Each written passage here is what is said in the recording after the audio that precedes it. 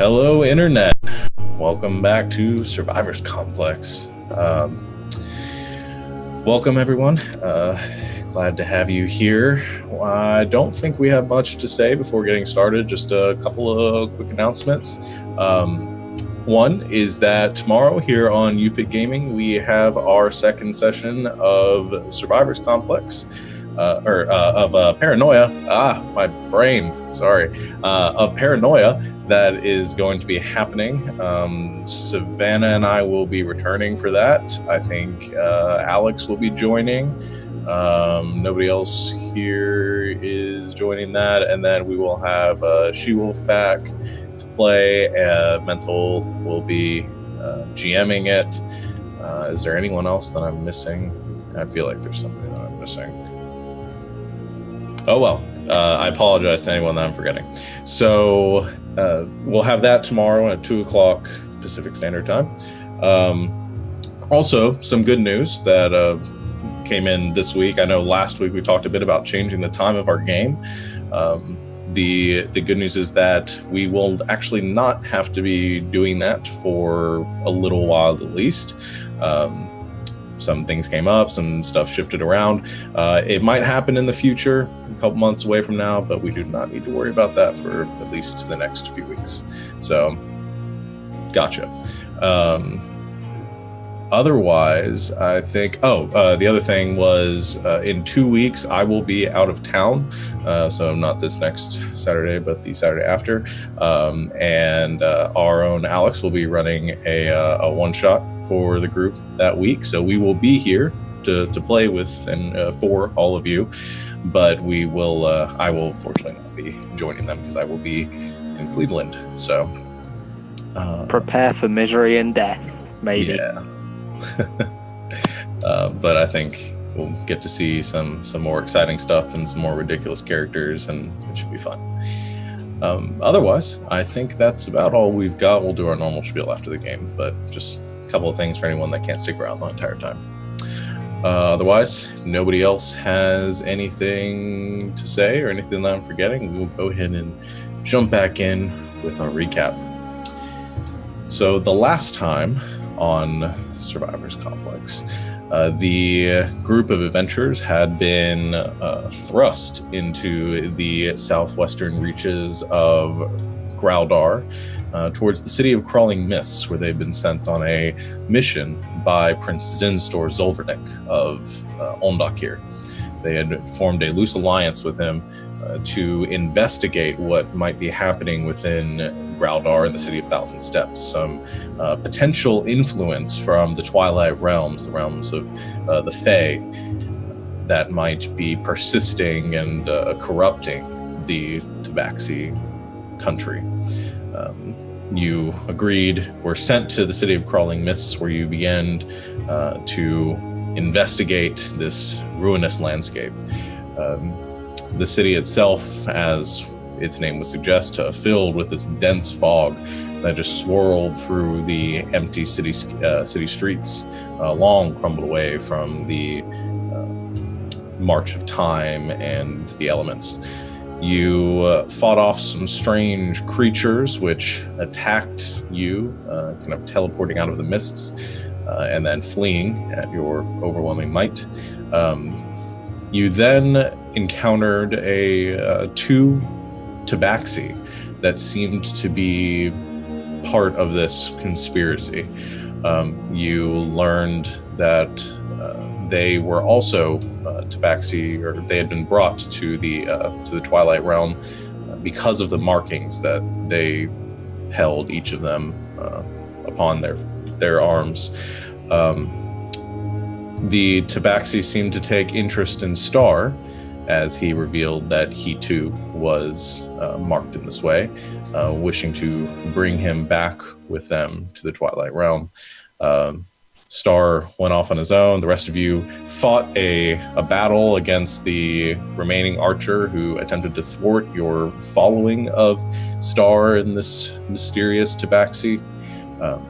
You were able to defeat her, rushed up to an attempt to rescue Star, who had managed to escape the clutches of the of the Tabaxi warriors or hunters as he attempted to bring him within the portal to the Twilight Realm.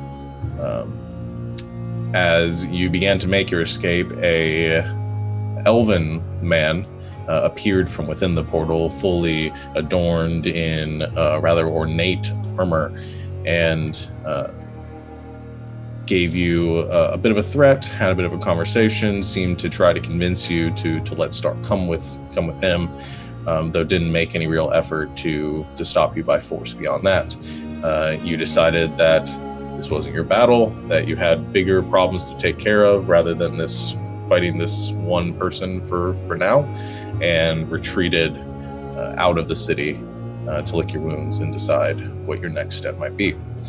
So that is where we pick up, having just breached the edges of this cloud, this dense fog, which permeates the city.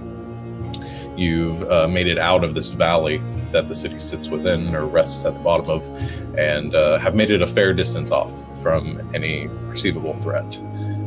The sun is beginning to set now as night begins to overwhelm the Graldarian sky. What would you like to do? The portal that they had, we were told that it was a portal to the Feywild, correct? To the Twilight Realms, specific. You don't know, the Feywild is a region within the Twilight Realms, so you don't know if it comes out where exactly it goes to. It could, though. Okay, so it could go to the Feywild. Mm-hmm. Is it still the same day? Since you went into the city? Yeah. Yeah. Oh, okay. You guys made it to the city about midday. Okay. And it's been a few hours since, like I said, it's evening of that same day. Within a few hours since you've had your encounter with the archers and the knight. I'm walking with Lil and Barb and like pretending to be very snooty and like making fun of the night guy because everybody was in kind of a foul mood when we left after arguing with him about like slavery. So I'm trying to cheer them up. That's all I'm doing. Okay. Nothing useful. I have gotten out that diary I own, and I'm starting to look through it for any mentions of the breach or the City of Crawling Mists. Okay. Just make an investigation check.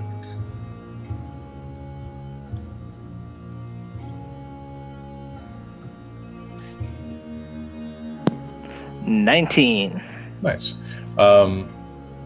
You begin to leaf through the book looking for any mentions of the city, this diary which you've sort of perused and been able to gather bits and pieces from along your travels. There is one from the perspective of the person writing it. There is one like brief mention that you find to wandering across the southern reaches of Graldar and coming across a city shrouded in fog. However, it seems as though the person or the people that were that kept this diary avoided the city for fear of its otherworldly appearance. Okay.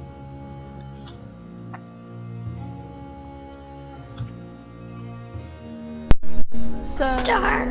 Go ahead. Star? You want something? What happened in there? He told me that what was beyond the portal was a better world, one without the troubles, the dangers, those kinds of things, but I'm not buying it. How could he go in like that, be taken as he said, and be so content with it? Well, what do we know about this place? The Twilight, whatever.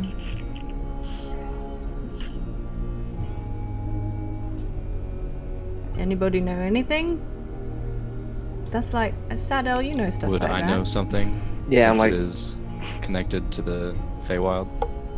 Yeah. I'll say. We'll see. Why don't you make a history check to the scope of what you might know.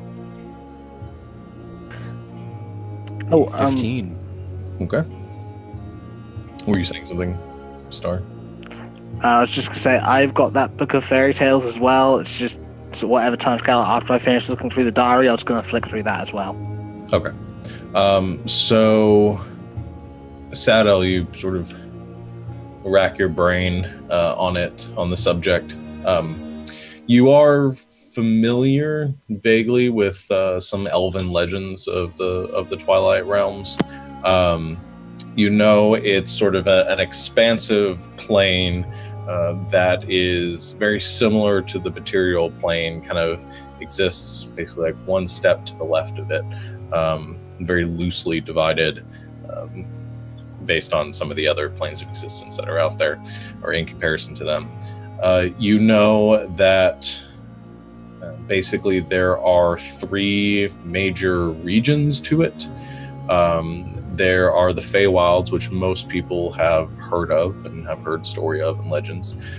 You also know there's a region called the Starlight Mountains that exists, sort of beautiful, serene landscape of just towering, spired mountains and luscious green valleys.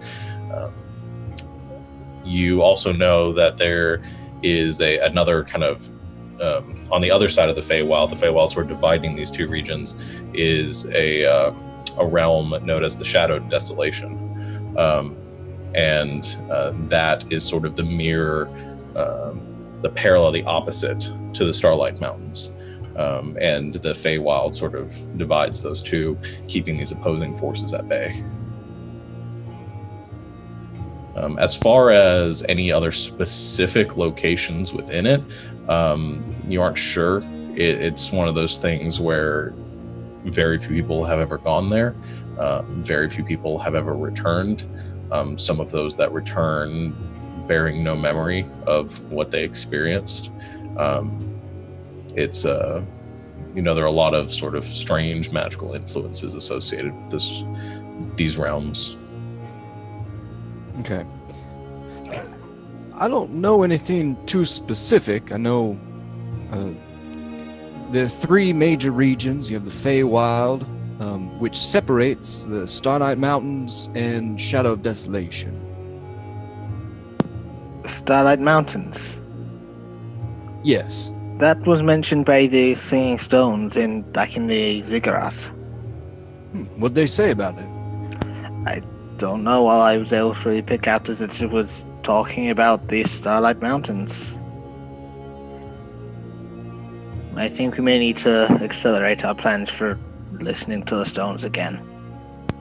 I agree. I have a question. Yes. Did we get like a look at the portal itself? Don't remember. Star got the best look of it. A few of you might have glimpsed a bit of it from beyond the sort of powerful silhouette of the elven knight that blocked off the entrance. Sort of glimpsed a bit of the distortion. Can I'm trying to think about how to word this. Can I do a check to see if it what it looked like to me, or if Star describes it to us, like if that sounds similar to what I know the portal to the water plane is supposed to look like? Yeah. Or like what I know of that? Yeah. Just don't make me do an intelligence check. No, I mean, this is sort of up your alley. Based on what he's saying, based on like Star's description of it, and what you saw, and I'm getting an echo. I don't know if anybody else is hearing that. Okay, no, it stopped. It's similar, based on the disruptions, the distortions you saw in the air. It's very similar. I mean, it's a portal. It's a tear in the fabric of reality. Very similar to what your people deal with. So it seems like they're legit about it going to like another plane. Yeah. Not just like a big shiny curtain or something. No, Okay. it's pretty recognizable. Okay. So what's the plan? What are we doing? We want to go back? I mean, Star, I know this is like your whole thing. I don't want to stop you from figuring out what's going on, and we want to help, you know, but at the same time, I don't want to fight that guy, or like 100 of that guy, and going through a portal to another plane is like really, really dangerous. I think we definitely need to get in there to figure out what's going on, definitely, but if there are armies or platoons or battalions or whatever in there, getting through all of them would be not easy. I mean, from what you've said, you can get in no problem, but I'm with Den. I don't feel comfortable with you going alone. I mean, I don't know. I worry about any of us going through there. I mean, I've never been through a portal to another plane, but my people sort of know a lot about them, and we built a whole city with like thousands of people and guards around a portal to another plane because it was so dangerous. And I just don't want to like send our buddy through there. True. And especially if there's going to be people on the other side. I mean, I don't know what lives in the Twilight realm. It doesn't sound fun. Especially not the desolation part of it. But I want to help you figure out what's going on, too. The only thing I've thought of that may help us get in safely would be these relics or items we got. I think perhaps they're, well, I'm sure they're definitely connected if you think about the ruins we saw. I have a thought about that, actually. Weren't they, the stone thingies, they're speaking a different language, right? It was Elven. Elven? Oh right, so Sadel speaks that. This is gonna sound like a bad plan. Could you take one and just like bring it back, and then we have Sadel listen to it and then just put it back before anyone notices it's gone? I had been planning on taking one, but I had more of a permanent idea of keeping it with us. Well, that too. I don't really care. That was more to soften the blow of the plan. Being crap. Or Well, could you take one of us, if we don't want to take it, I mean, I know some of us don't really like taking things, could you take one of us in with you? That was my idea. Can we disguise Sadel or something? Because Sadel, you speak Elven. I have this great new magic that I've been working on that lets me understand any language, which is really cool. I'm not as quiet, but if somebody could like turn me invisible or something, I could go with you. Sadel would be better at remembering things probably, but it's just a I thought. mean, I would be willing to give it a shot. The area wasn't heavily guarded for the most part. It'll be just making sure I catch any patrols at a similar time. I suppose as long as we could be quiet, I can get us in without too much hassle. Yeah. About that being quiet. I don't think we should all go. But like, so I And I have... shake. Me and Lil just go, Clank, clank, clank. But, I mean, I have a couple of spells that could help get you in, and then... Was it just Elven, or was there other stuff? Or... Because I have a spell that can make you literally understand any language you hear, which is really It was cool. just Elven on all 5, wasn't it? Alright. They were all in Elven. Alright, cool. So, I mean... If you give me in Sadel, what did you say? A week, 10 days? What? I'm talking to Sadel. Oh. I was like, I didn't say any of that. What did you say for our little plan? A week, maybe 10 week or 2 to get things together? Yeah, I think a week. We'll say 2 just to be safe, but no more than that. Well, how about this then? We wait for the Arendalian delegation, then we'll all be dismissed. With our plan in place, I'll be able to swipe the stones, and with the delegation there, we'll be dismissed from the city. We can go do whatever we want. Get out of there, things heat up. Are you thinking we shouldn't tell them what's going on? Do you think they'd even believe us if we did? I mean, do they really have to know?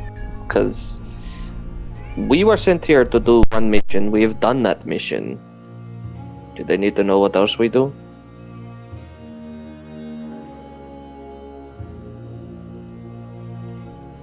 I mean, the deal was sort of, we help the prince fix this, and then he takes the Ondakir people and they go away. Which is what the delegation wants, right? Like, they Yeah, want... but aren't they gonna want to know why? I guess we could just make something up. There is a thing called lying. I guess it wouldn't be up to us to know why or what their reasons were. Given the state of the Arendalian delegation's proposals, I think they just want Ondolkir out of the way. I guess that's true. We don't even really want them to know we were talking to the prince, right? Exactly. I mean, I guess I would assume that they think we probably had... Well, they don't even know they're here, but... Once they find out that they were here, they'll assume that we had an audience, right? Like, we were their people, their mouthpiece, whatever. I'm thinking... You guys, I've learned a lot of new magic in the past few weeks, just so you know. I've been really practicing. I'm feeling so hard. much stronger. I don't know what happened. But I think... So, the prince is gonna come check in with us tonight. I think we say we're ready to go back. We give him a basic rundown of what happened, because I think we should keep him in the loop. And if the delegation is still not there, I think we should send them a message. I can send them a message with this great spell that I learned, and let them know so they're prepared when they get to 1,000 steps that Ondakir is already there. That sounds like a good plan. Okay. Yeah, I think that's the best bet. I mean, I don't... I think we should... I mean, we are representatives of the... Wait, almost said the wrong place. Of the Randall delegation, and so I feel loyal to that, and I don't want them walking into something that they're not ready for. I think they were hoping we'd get here before Ondakir, right? Yeah. Well, Ondakir wasn't supposed to get here for a long time. Yeah, that's still been bugging me of how they got here so quick. The prince did it. Just like he sent us here, he used the same magic. He told me. Well, I guess I could have added 2 and 2 together. Perfectly fine. There's We a all lot had going on. lot of things going on. So what, we'll just wait around then for Princey to Well, come back? this sending power you have, can you send the prince? And be like, hey, we're ready for a pickup! Well, I have to, sit down and prepare that one. Oh, okay. No worries. It's like rolling around up here, though. It's like ready to go. You also know that the prince has been contacting you every evening so far. So you imagine he probably will be contacting you pretty soon, based on how late it's getting. I guess we'll just wait. Before we hear from the prince, I want to just step back into the jungle. I need some things to trade with when we get back to 1,000 Steps. Does anyone want to come with me? Oh, I do. I'd love you to show me more of the herbs that are around here. I will do what I can. I'll stay in I'll be the meeting point in case everyone else wanders off.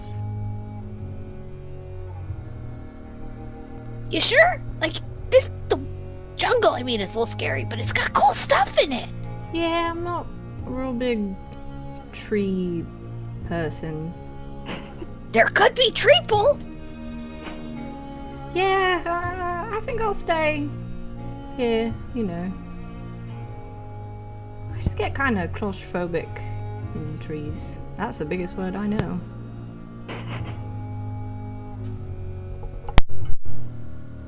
Alright. So, so Star and Lil, you guys are gonna wander off and look for stuff in the jungle? Yes, Okay. please. Looking for any herbs, spices, weird plants, fruits, anything I could get a decent sort of amount of bar for in 1,000 Steps. And I am trying to gain as much knowledge about healing properties or specific properties of certain herbs that he knows about that I could possibly distill down in a bottle of wine. Okay. Alright. Is anybody else doing anything? If anybody's staying at camp with me and we're not doing anything, I've taken out my book that I have. That's an Aquan, the big storybook that I have, and I'm reading them part of it. Okay. Just for I'm gonna be testing out my new rope that I made. Okay. I'm going to be playing a variant of Welcome to the Jungle. Alright. Lucius? Nah, he's just going to be intently listening to Din read this story because he's never heard it before. It's not really reading, it's more like I have the book there and I've memorized the story. She's pretending to read I'm it. She's pretending holding to it read it. upside down. I'm not holding it upside down. I can read, just very slowly. Okay. Well, it's an Aquan. How would I know? I'm mostly telling part of the story. Okay. So as your group sort of settles down to, sorry. As your group, huh? Yeah, I know. It's begun. I know. As your group settles down to begin to, kind of make camp, or at least prepare yourself for the prince arriving, Star and Lil, the two of you, head off into the jungle to search for plants and things you can use to barter. So I'm going to have Star, you make a survival check. I'll give you advantage because Lil is aiding you. Yay. 16. 16. Okay, so the two of you wander off a little ways into the jungle, not too far away to get lost or to lose sight of your companions. As you search around in the dying sun looking for materials to barter with, there isn't a lot of like fruit in this area or kind of usable vegetation. You kind of quickly discouraged by that as you look around. The cat's trying to get into the room. As you do, though, or as you kind of continue this process, you do see what looks to be a small kind of like an ocelot, but it has a very rich, dark coat to it and red streaks going down it. You recognize this creature, Star. It's a very rare sort of animal. The pelt is actually quite valuable in 1,000 steps.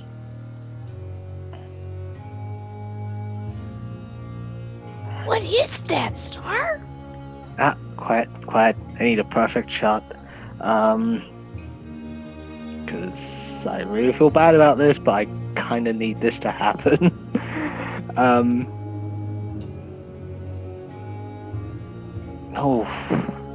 About how big is this creature?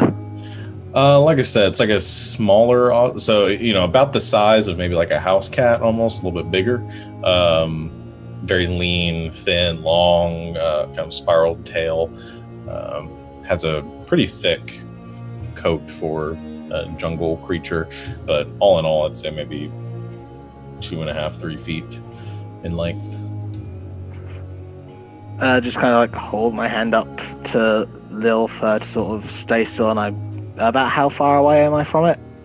At this point, you're probably like 50 feet away. I am gonna try and sneak a little bit closer, so I'm about 30 feet away. Okay, I'm gonna need you to make a stealth check. That's what I'm good at. Yay! 20 total. 20. All right, nice. You kind of crouch down, get into the underbrush, and begin to creep your way forward, making barely a sound as you approach from the flank of this creature. It does not seem to notice you, as it too seems to be kind of prowling and looking around. Every once in a while, its head will pop up and its ears will twitch, and it'll look around, and it goes back into a prowl. Eventually, you do approach within about 30 feet of it. And as I'm about 30 feet away, if I throw a dagger, I should get my sneak attack damage on that as well, shouldn't I? Yes. I am just going to quickly unsheath some of my daggers and just straight towards it. Okay, I'll give you advantage on it because you are hidden from the creature currently. Advantage, then that one. 19 total. Okay, 19 hits. Go and roll damage on that. That is 11 points of damage total. Okay. You approach as quietly as you can, come up a bit, take out one of your daggers, aim it, and silently the dagger sinks into the rib cage of this creature as it goes to kind of pull itself up again. There's sort of a thump noise, and then it just falls into the brush beneath it. Doesn't make a noise. I sneak up to it, collect my dagger in the carcass, get back to Lil, just whisper, "Let's head back. This should do us just fine." What was that? I explained to her what the thing is and that we can get a lot of it. It can be very valuable for us in 1,000 steps. Sorry. Should I be on the lookout for more of those? If you see any, sure. That's now what I'm looking for. Okay. Are you taking the full creature with you to Taking the full creature, we can skin it back at camp. Okay, so you throw it over your shoulder and you begin to head back. Along the way, you are able to point out some because you're looking for them, some more herbs to Lil that kind of might have an interest to you. Most of them, there's like a sort of an aloe type plant could use to treat burns. There are some other plants in the area that are similar to ones you've seen before. Some that can be used to make kind of bitter teas that might really migraines and things like that. Other kind of small sort of medicinal tricks in the area that Star can point out to you. Can I? Oh, sorry. Go ahead. I was just saying, Lil, could you grab some of that one? It can be used for burns, and that one there can be used for tea. They can get a decent amount of the leaves. Yeah, I was gonna steal definitely some of the aloe, and I want to immediately grab one of the wine bottles that's in my bag and throw that. So is it like aloe? So Star instructs me to squeeze out whatever's inside, the liquid, or should I just throw the whole thing in? It's more like what you're used to it, or what you explained to her, that it's the leaves themselves or the plant matter does have some beneficial properties. It's sort of a combination of both. Usually they're like emulsified and made into like a paste to apply. So it's a little bit of both. Okay, so what I'll do is we take a second and I'll squeeze a couple of the aloe like leaves into the bottle and then throw the same amount of actual leaves unsqueezed into the bottle, recork it, and throw it in my bag. Okay. And it's one of the bottles of red wine that we got from when we left Fort Harrington. Okay. So I want to do that, and then I'll definitely take the tea stuff for Star. Sounds good. So you spend a few 30 minutes kind of gathering up some plants to use for your own purposes, and as you do, the sun is beginning to get dark, so you start to head back towards the group with your spoils. As the rest of you are kind of gathering around, making a small fire just to keep a little bit of light until you're able to head out. Saddle, you finally finish your last bit of enchanting on the item you've been working on for a few months now, actually. As you have this rope before you, this beautiful entwined silk rope threaded with gold throughout and capped at each end with like a silver cap. You finish your enchanting and engraving and have the finished product before you. I want to test it out and see if it works. Okay. So you, what do you want your command to this rope to be to activate it? Oh man, climb. Why not? Climb. So it was gonna be like the Yondu like whistle to it. Oh yeah.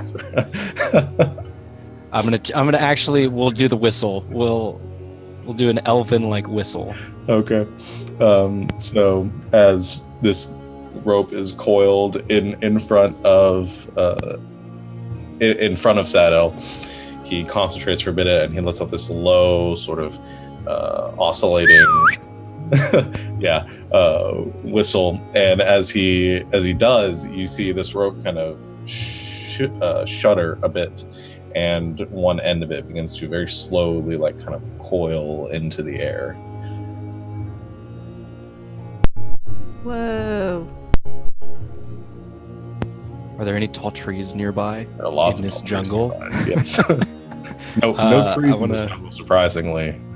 I want to send it up to a decently high branch, like one that I obviously like couldn't climb up to. Yeah. So you look around and you see a thick branch about like 60 feet up, and you look at the rope and you give another whistle at it, and as you do, the rope kind of begins to spiral itself, still moving through the air, not actually contacting any surface, but just straight up in the air towards the tree, or towards the branch, the bough coming off the tree. Takes a little bit for it to get up there, but after it does, it loops itself around once and then ties itself off. All right. Now I want to command it to loop around my foot and tie off. Okay. It very slowly goes to the bottom around your ankle or like around your foot. You mean kind of like so you can stand on it? So okay. I could stand, so I can hold and stand on it. Okay. So it loops around and then ties itself off, sort of like a noose there almost, but you stick your foot through it.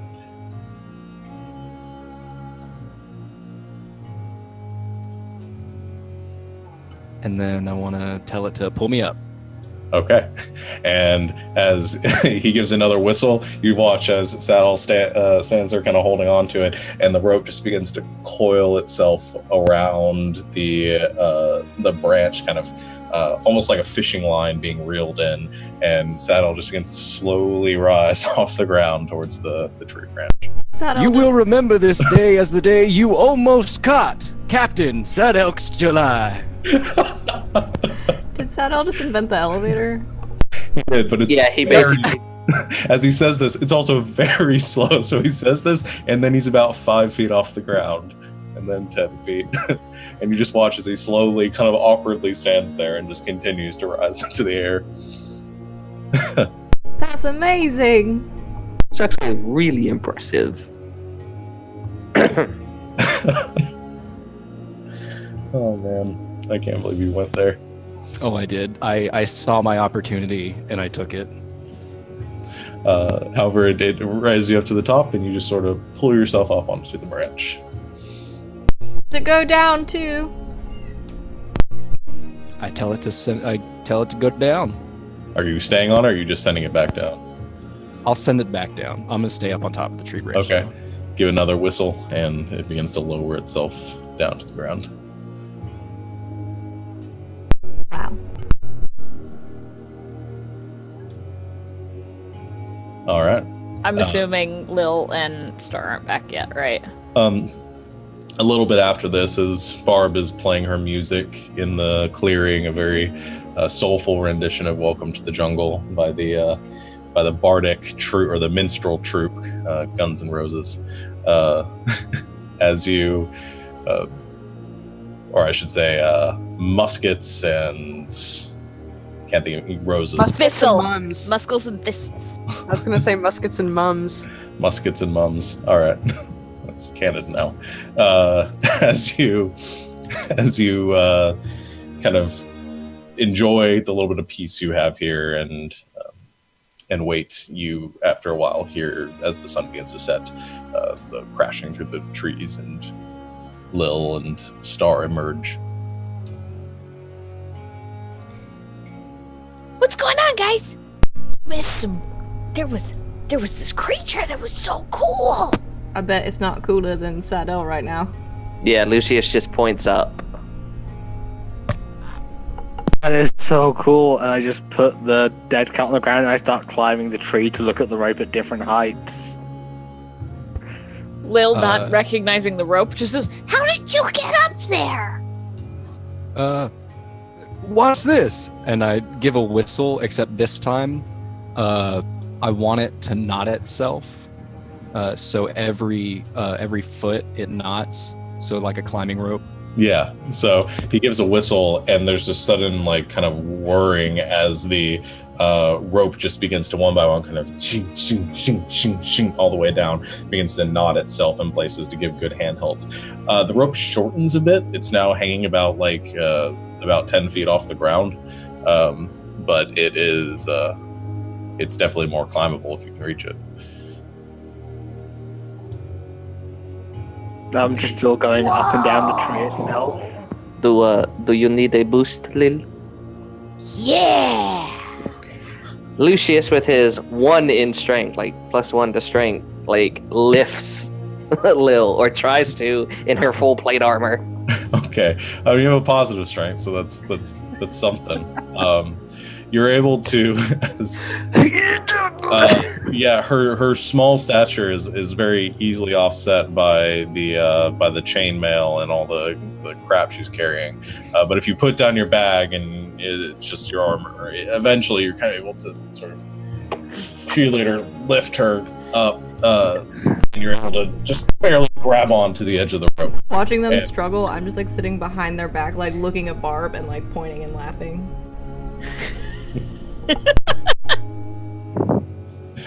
so I try. Be so small, but yet so heavy.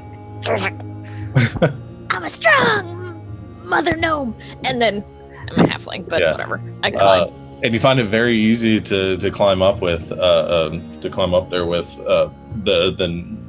knots in the rope too, and very quickly you're able to scale to the top of the rope and pull yourself up on the tree branch. I get on the tree branch, and then I'm like,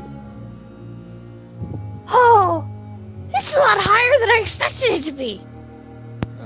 Yep, I can have it lower you down if you want. No, this is cool, I think. Whoa, how did you make that thing? What is that thing? It's I'm calling it the rope of climbing. I've been working on it ever since we really started this journey. Once I finished the bag of holding, I kind of moved on to this since I had a bunch of silk left over, and a little bit of enchanting. You got a lot of tricks up your sleeve, Sidel. Well, you know, I get bored and don't really have anything to do some nights, so I work away.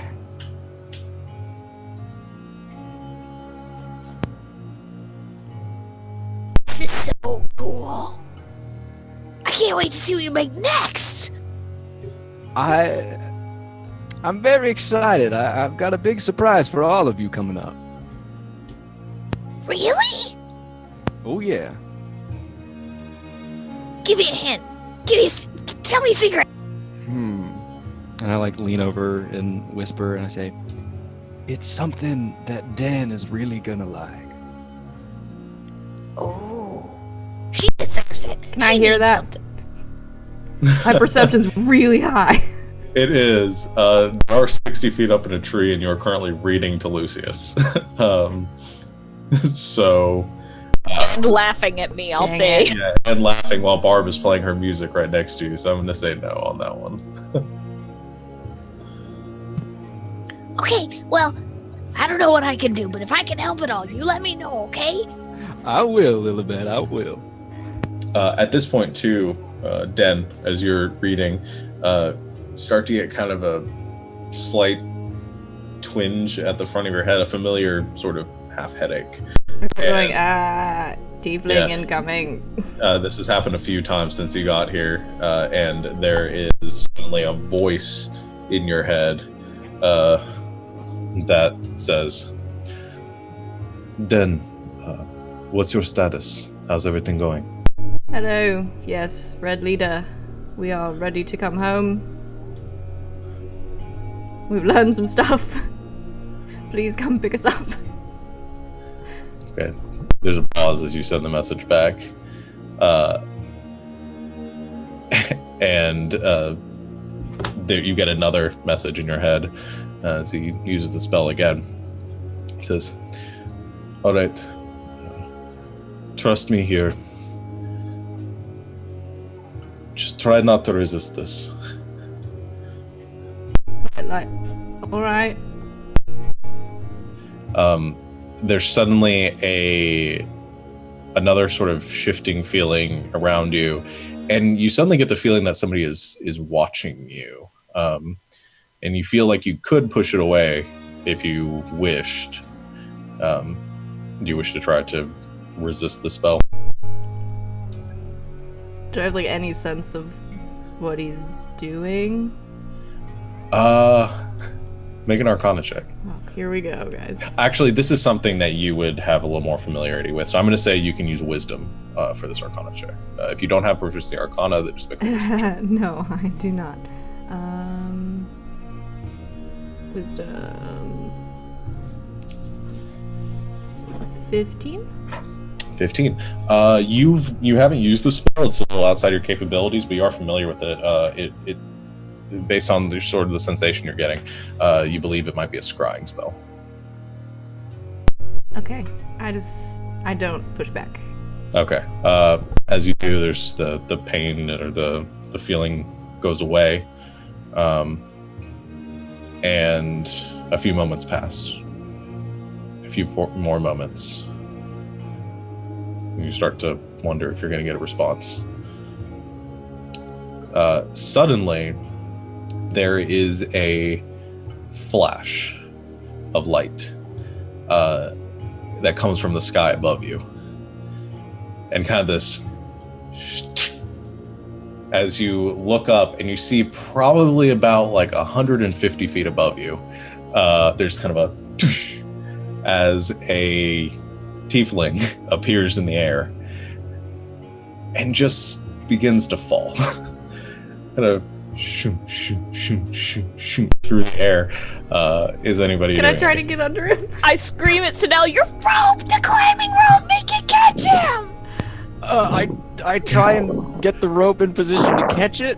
The rope is really slow. It kind of, as you yell at the rope, you see that it kind of just start to running over in that direction. As Sedel, or as Den, you begin to rush over underneath this person who's clearly going to be falling near terminal velocity. Hold I just don't want him on. to die. Oh, jeez. I don't know if I have it.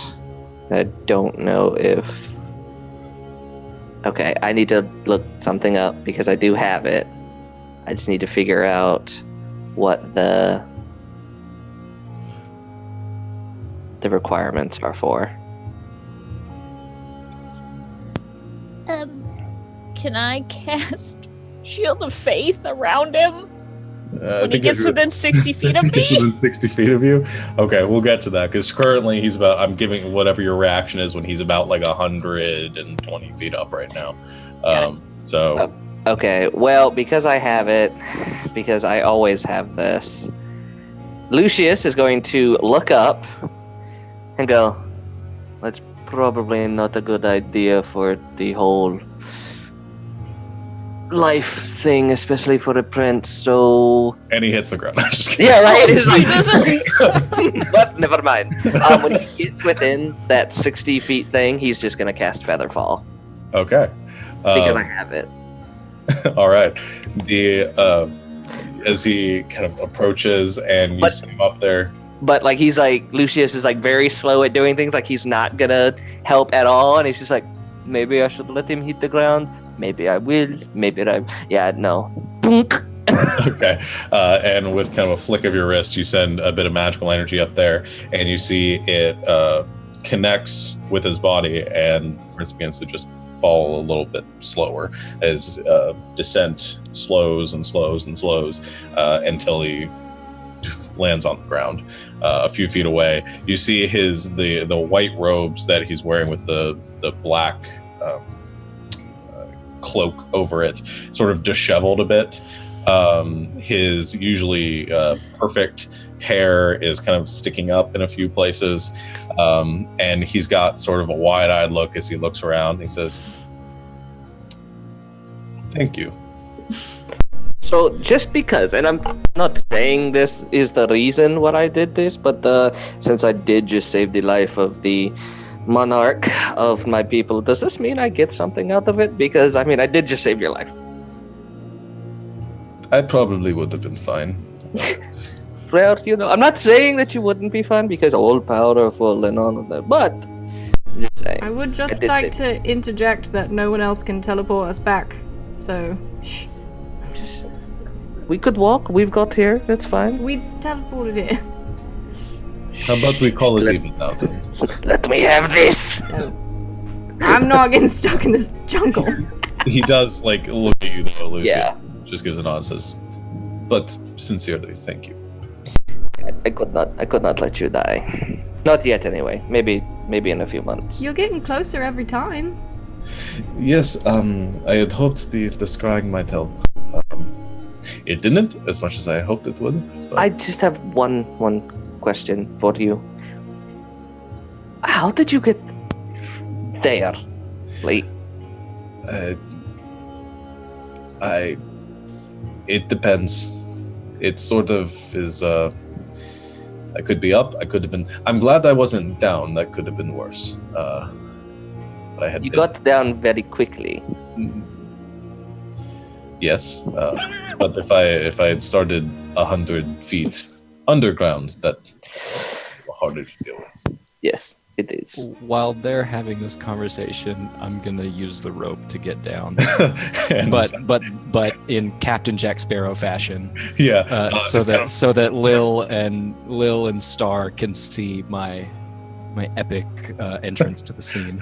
Okay. I'm just climbing down like slower than normal next to him just to watch the rope as it goes. I'm like, that is so cool. I want to do that. Send it back up. I want to do that. Is it Once because I've hit the Star ground, is a I would cat? send it back up.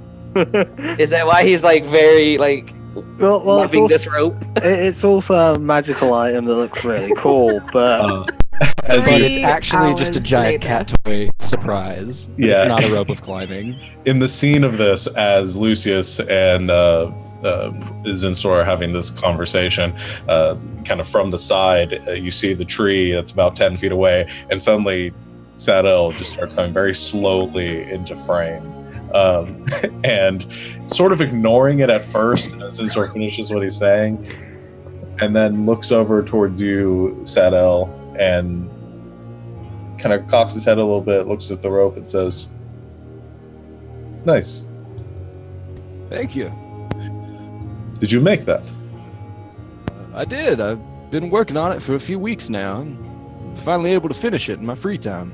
I never had much skill in enchanting. Good work. Oh, thank you. And we should talk later about that. Of course, I'd be glad to. Anyway, back to business, I guess, as the rope goes back up and Lil starts to lower down into frame. And I assume Star is just down there sort of batting at the rope. Yeah, I'm now just at the bottom, just like... I tell it to knot, but just not on the end. So just a big ball at the end. Just a big ball of a rope at the end. Oh my god, made a cat toy. As this is going on back there, Zinsor looks between the rest of you and says, "So, what did you find?"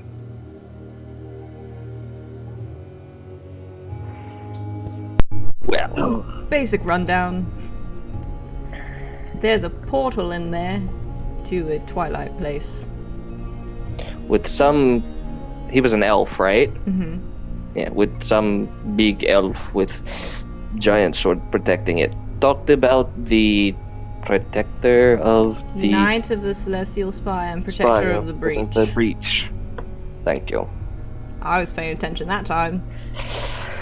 It's very true. You were paying more attention at that time. Yeah, it's a portal to another plane. They're taking tabaxi with marks on them through it. They're taking kids. Yeah, it's bad. But you saw the portal. Yeah. Star saw it better than the rest of us, but yeah. Yeah, but I give him the full description of the portal. I assume you know a thing or two about portals, and so do I, and I'm pretty positive it goes to another plane, so I don't think they're joking. This is bad. You said there was just one person guarding it. Well, he said there were like lots and lots on the other side. That's why we didn't go through. And I mean, we ran through a bunch of people to get to it. Oh, he begins to like rub his temples a bit in frustration, and he looks up and says, "I was really hoping you weren't going to find anything here. This is bad." What do you know about this? I know nothing about this.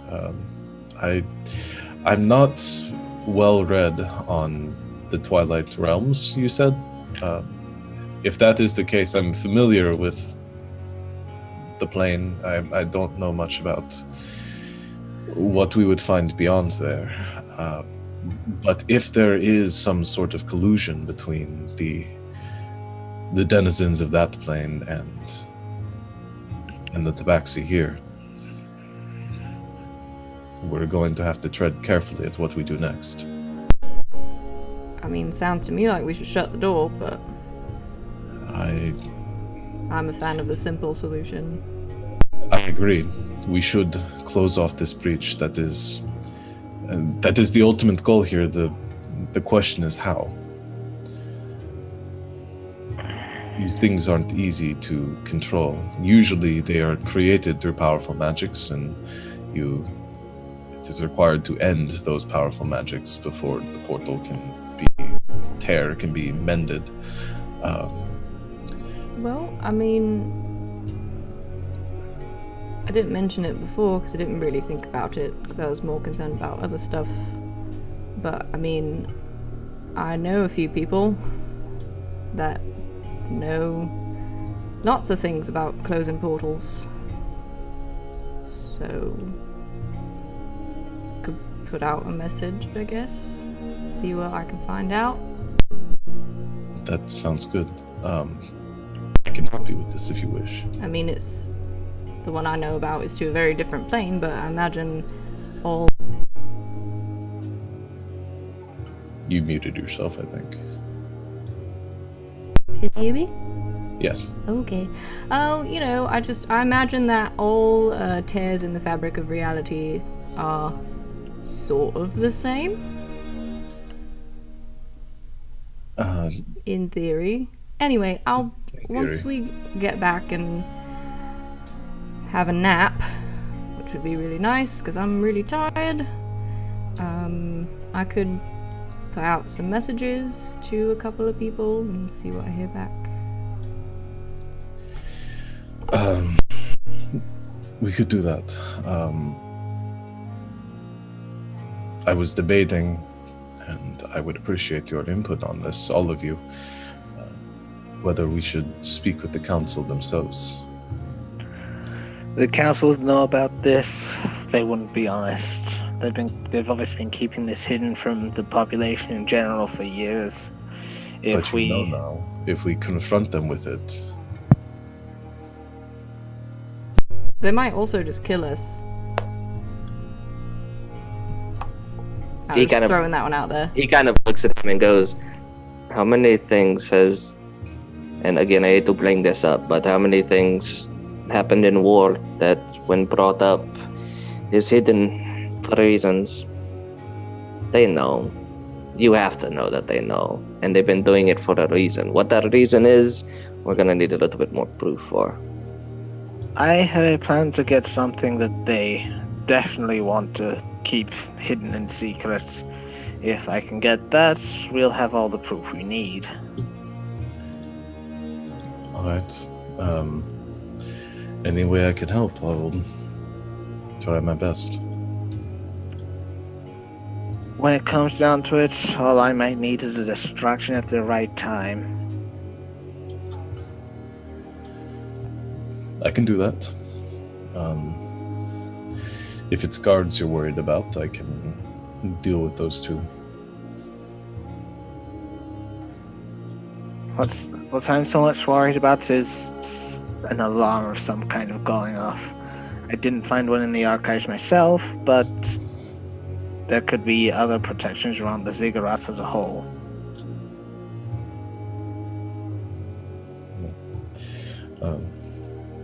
I suppose we should return then, and You're not gonna teleport us to the center of the planet, are you? no, getting back is fine because I've been there. I'm okay getting back. It's going places that I'm not familiar with. Well, you've been here now, so if we need to get here again at some point else, that I can do. That's a huge possibility. Hopefully not 120 feet in the air this No, time. yeah, now that you've been here, can you really focus on the ground part? He looks around, goes over to the tree, takes out a knife and sort of shaves a bit of the bark off. He takes that and sticks it into a pouch and just says, that should make things a bit easier. All right. Well, if we are ready to go, we are ready to go. Let's get out of here before more archers try to shoot me in the back and I die. Yeah, again. I hate the jungle. Yeah, no offense, Star, but this place is creepy. I mean, it's not the jungle that I'm worried. I can't talk today. Worried about. It's the people in the jungle that have shot me in the back. All right. Everybody gather close then. I pick up my dead cat because I still didn't get around to skinning it because I got distracted.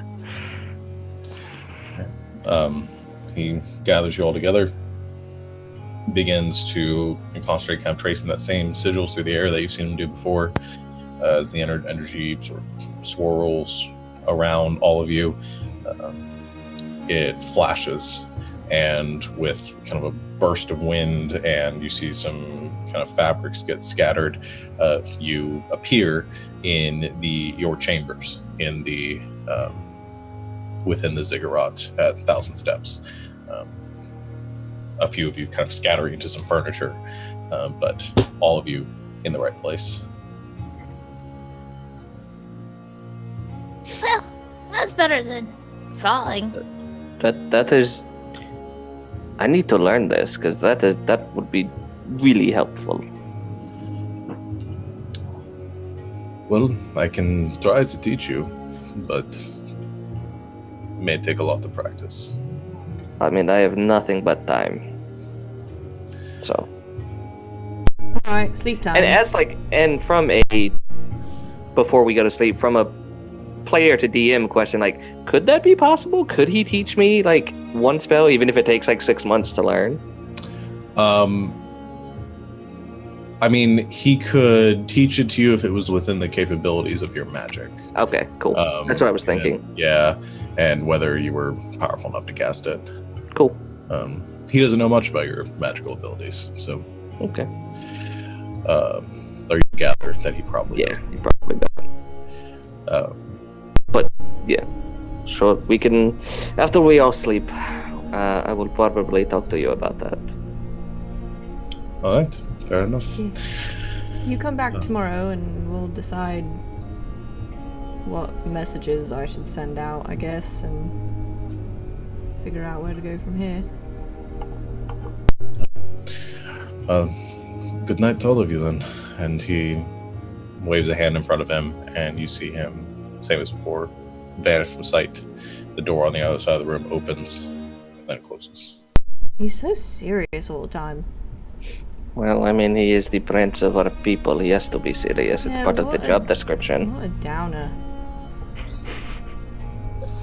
Not everyone can be as upbeat as me. He says with the most just face. Just.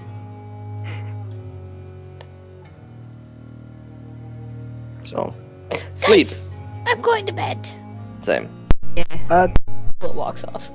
Ben, Lil, before you go, the little, well, that I'll call it a nick in this thing's fur and skin. Would either of you be able to repair it with your magic, even though it's dead? The cat? Or the ocelot? I mean, I could give it some healing, but without its skin, I don't know. Well, I want this skin to be entire without a mark on it, because then I'll expect more for it to mark it tomorrow. Lucius just walks over and uses mending it to see if it works, because he's not sure if it works or not. So he just touches it and sees if it helps. He has no idea. Huh. The age-old question, is a corpse an object? At that point, it is technically an object, right? Well, if it's But just if the skin, he's skin, then it is an object. So, and I don't think this spell says anything about organic material. Yeah, no, I just have healing stuff. Yeah, and you gather that the healing effects wouldn't really work on something after it's Not alive. It's been murdered. Compartmentalize. Yeah. Well, the interesting part is that it would technically work on a wine skin, which is made of leather.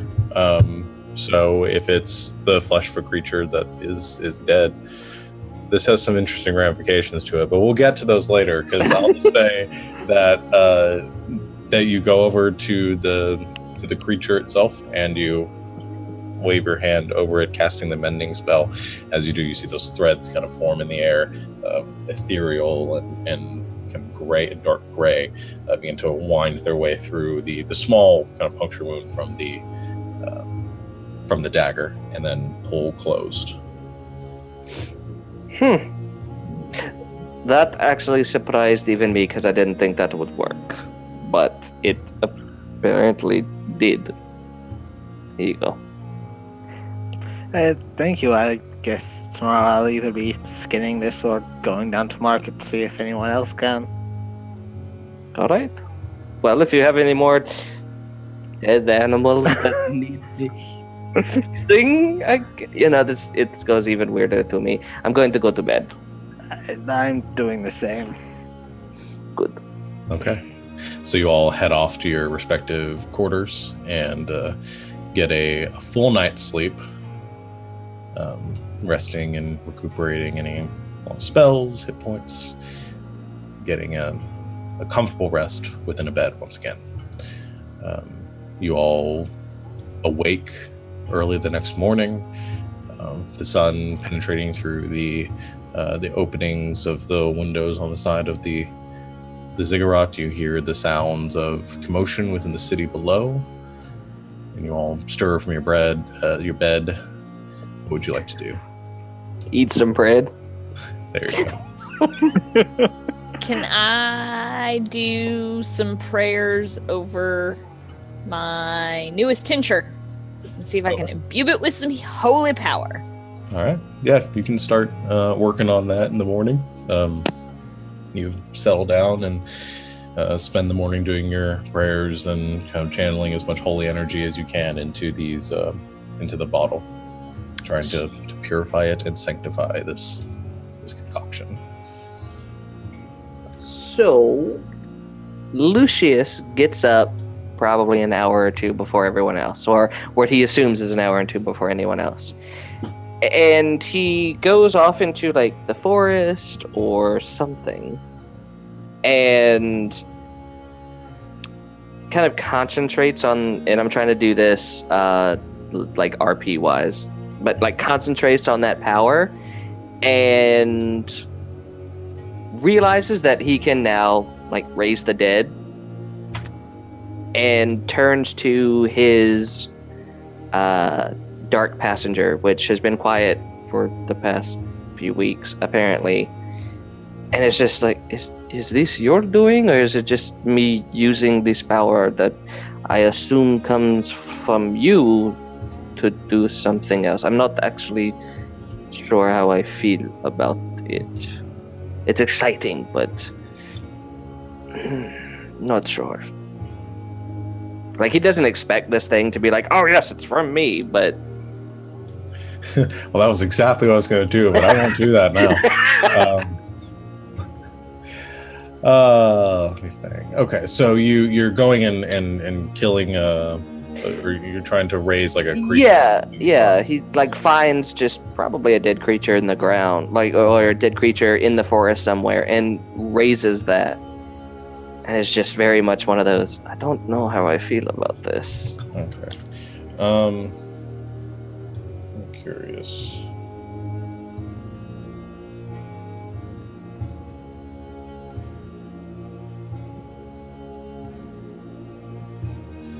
So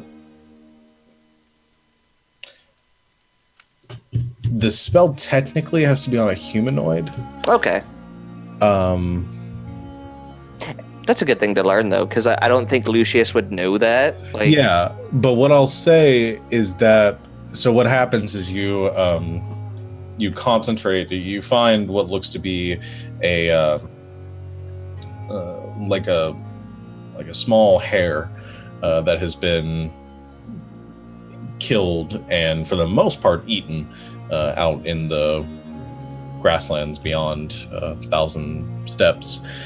You concentrated, kind of having felt this connection to life and death since the coming days, and you put a hand on it and you watch as you gather up the soul threads, they begin to weave their way through the body, and you see for a moment the body starts to twitch for a bit and begins to try to pull itself up, and then it sort of falls apart. The threads snap and the whole creature sort of falls to the ground, seeming to sort of reject the magic itself. As you turn and ask this of your companion, go and just make an insight check. That's new. All right. Insight. 5. Okay. You seek inside yourself, or sort of surrounding yourself, some sort of influence from this passenger. As you do, I mean, you feel it there in that ever-present sense. You don't really get a good sense of whether it confirms or denies its involvement, whether this has anything to do with it. Sort of neutral at this point. Of course you wouldn't answer. You've never answered before. Why should you do so now? Well, it's a good trick in any case, and I guess I could use it. Fine, alright. And then he just goes back into the city. I don't know why, but I can just imagine the Viper Puppet having a mouth and just sort of trying to mouth words at him, but no noise coming out. Like a Cheshire Cat grin. Just like nothing. Yeah, that's what he does before anyone wakes up. So you left about 2 hours earlier, as the sun was just beginning to crest the horizon. It was almost dark outside. As the sun has risen and the commotion begins to pick up on the streets, Lucius, you sneak your way in just as everyone's beginning to wake up. So once I get up, I guess I'll wait for the prince to show back up and try to get a sense of exactly what I should ask. Okay. So you begin to gather, the rest of you waking, you carry out your morning rituals, your prayers, and eating some breakfast. As you wait, familiar to before, there's a rapping at the door. You pull it open, and there's nothing there. You feel that kind of something brushed by you, and close it. The prince appearing there from his invisible state. Looks around, slight smile on his face, and says, "Good morning, everyone. I trust you slept well." I mean, as much as you could, yeah. It's nice to be back in a bed. Good. And not being shot at. It's good to Always hear. that. I've finally got a decent night's rest within my own chambers. I haven't slept well with the UNT delegation being so close, but they were away last night, so I felt a little more comfortable. Where did they go? What do you mean they were away? I haven't kept tabs on them. Can I make an insight check on that? Sure. Lil's doing that too. Hopefully it's better than the last insight check I did. It is. It's much better. It's a natural 2023. And I got a only we've gotten 15. that in the last one. I know, right? As you sort of scan him over, and you see he has a pleasant demeanor, seems well rested. Seems like he's just trying to make pleasant small talk. Doesn't seem to be Okay. anything from the tenor of his voice. It's kind of the way he's looking at all of you. Okay. He notices kind of Lily staring at him intently and says, "Is everything all right?" Well, I mean, it doesn't bother you that the other delegation's just gone? I mean, I know we went somewhere, but we all talked about that. Like, that makes me a little nervous. It's sort of the nature of things with an Ondok here. The UNT have their own business. I guess we turn a blind eye to whatever they're doing. Okay, but like we told you that like their snake talked back before we left. Yes, I have my own theories on what might be happening. I get the feeling that they're hiding something from me too. So far, it hasn't seemed dangerous. It doesn't seem like they're trying to thwart the peace talks in any way. Okay. Like I said, I've been avoiding them as much as I can. They sort of creep me out a bit. I second that. I may need to speed up. Yeah, I may need to speed up certain plans of mine then. I saw them about on the night I was taking a walk. I have no idea if they found the same things I did, but it's a bit too much of a coincidence for my liking.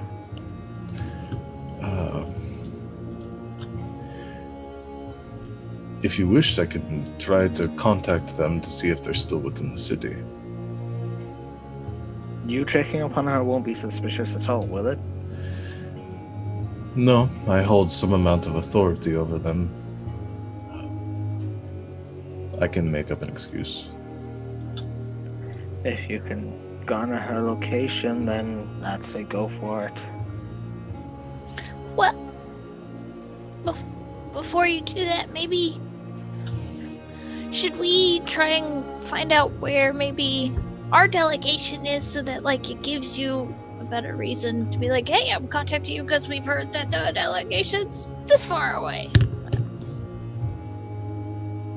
That's fine, if you feel comfortable giving them that information. Oh, yeah. We don't have to say exactly where they are. Just, the timetable is sped up or slowed down. That's all they need to know.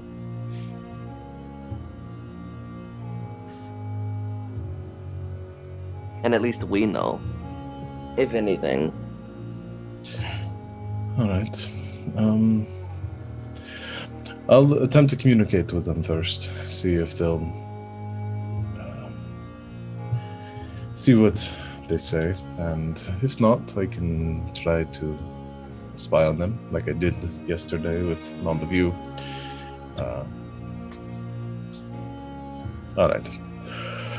1 second, and he concentrates for a moment, goes into a meditative posture. There's a few seconds of piercing silence. After a moment, the silence passes, and he shakes his head. Well, that was a bit strange.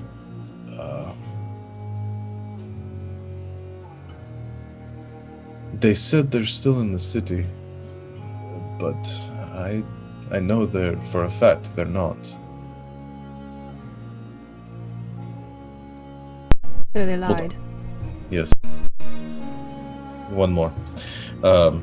He concentrates again, this time pulling out a few crystals from his pouch, holding them over and focusing.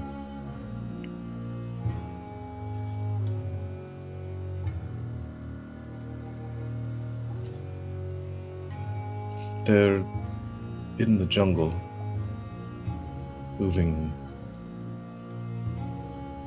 north, by what I can tell. I don't know why they would be heading that way. What do I know that is to the north? Few things, other than, Fort Harrington's sort of like northwest, straight north of Thousand Steps are the bones of the old world, kind of a ruinous landscape. The Northreach Timberland is up that way as well,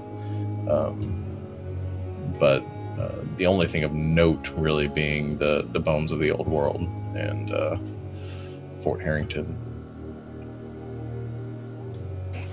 Could be heading towards the bones of the old world. It's another ruin. Were they near the road, or? Because I'm worried about our delegation. No, it didn't seem as though they were heading. I only get a little bit from the visions. They limited information. I don't know exactly their exact location. They could be heading that way. I'm not sure. I don't know why they would be going there by themselves. Can I make a history check about the bones of the old world, see what I know about the location? Sure.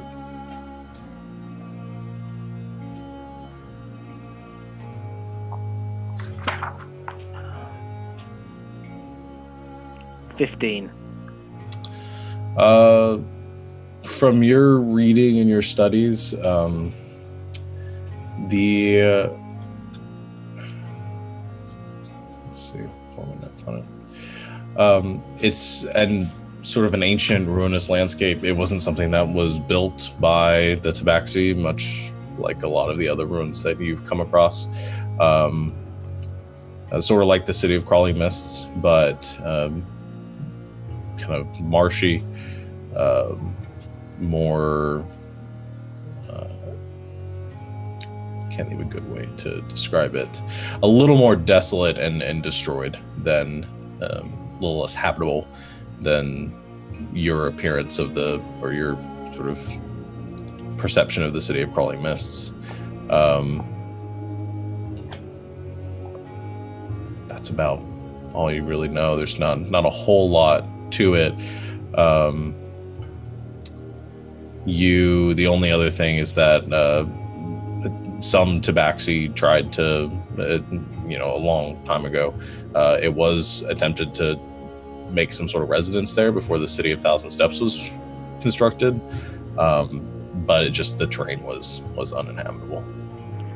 I relay this to everyone else, just so, unless they know that there's something else there.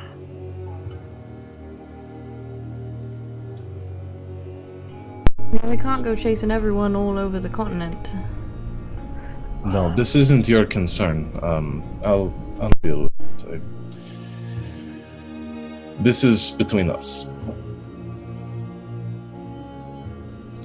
We've never really trusted them to begin with, so it's not unsurprising that they would do something along these lines. Yes, they do their own thing. It's a loose alliance between our peoples. I remember. But as much as I talk about it, if you do need any help with anything, just let me know. I cannot speak for the group, but if you need anything from me, that's just let me know. I'm trying to be better about this, because you have proven that at this point you're not who I thought you were. I'll take that as a compliment. Let's figure out what our next step will be here within the city. I'll pursue this matter afterwards, and we'll figure out what it is that you all wish to do as well. So, I've got sending the spell. I can do that twice today. I've got a person in mind that is way smarter than me and paid way more attention in class than me and knows a thing or two about magic as well that I could contact in my home place, my home city.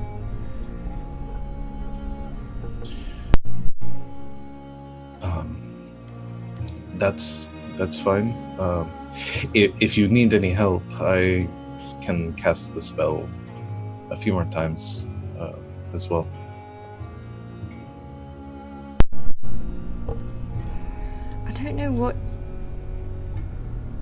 I don't know exactly how to word this question. I mean, she might have she's probably better at magic than me. But she might be able to contact us so we can have a longer discussion. She might not, I don't know. So we might have to play... I really tried to think of like a fantasy version of telephone and I just couldn't. So we might have to go back and forth for a bit, but... Like mail, but faster, hopefully. Yeah. Well, maybe the smarter people in the group can help me. So we want to know about the portal and how to close it, right? So I want to know. Star, is that how you feel? I'll be honest, before we close the portal, I need to get through there. Well, we're not going to be able to close it right away, but if you really do want to go in, I mean, we can find out about that too, how dangerous that is, that kind of thing. But once you've figured out what you want to know, are you okay with trying to close it?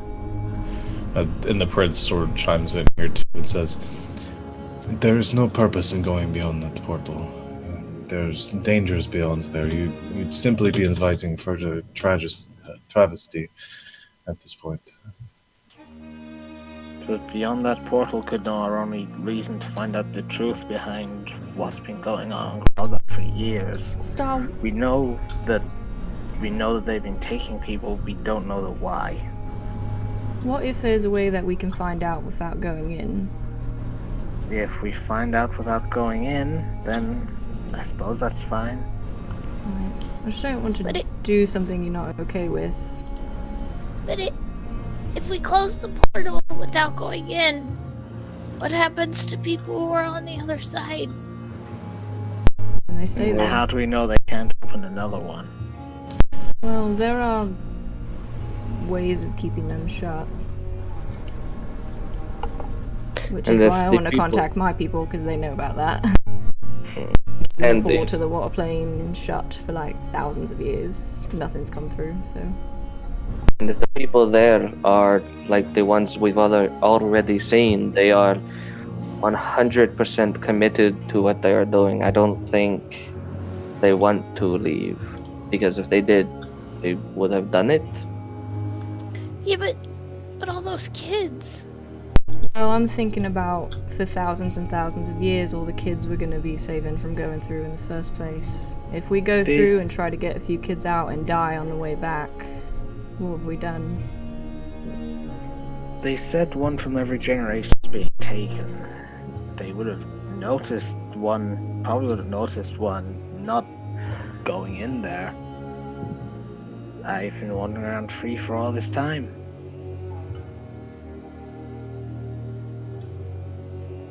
Okay, I'd like to save as many as possible, and I'm starting to understand, I guess, that sometimes mean you can't save them all, but It sucks, but bigger picture, I'd rather not us all put ourselves in danger. Because nobody else really knows what's going on, and if we all go through a portal and get crushed and die, then they're just gonna keep taking kids. yeah, I get that. Star.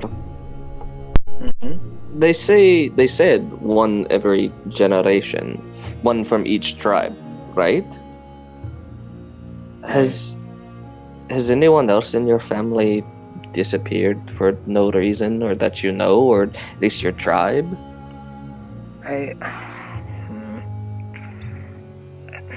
Perhaps disappeared isn't quite the right word to use here, but the only other thing I can think of is my father's never really been around. I only ask, and I only bring it up because if the people who are taken or go through their free will, if they are connected, then maybe that is something else we can look at. And he turns to the prince. You know what we learned at the Arcanum. Blood magic is one of the strongest. You know, to keep a portal like that open for however many years has to be fueled by something powerful. And I don't really want to say it's a deity, because that kind of puts it on never being able to close. But it has to be something. From my understanding of these magics, they require a sizable amount of energy to create initially.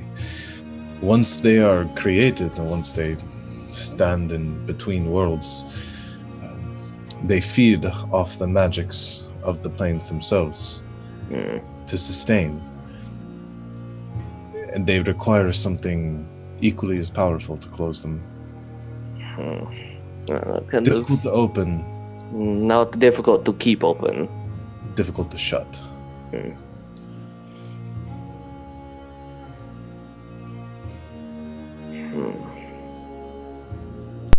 Let me put out a call, see what I can find out. Let's find out. I need to head to the market. Sedel, do you want to come with me? I'd be glad to. Anyone else?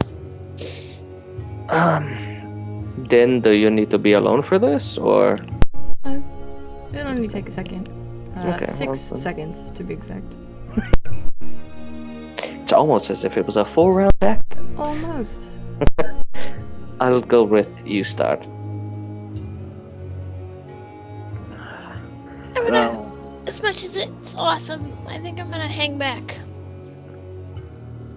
That's fair. If it's only a few of us, we can go see Bird again first. He might have found something out while we were gone. Hey, while you're out, out running around, can you just like find out for me if there are like any people that do tattoos here?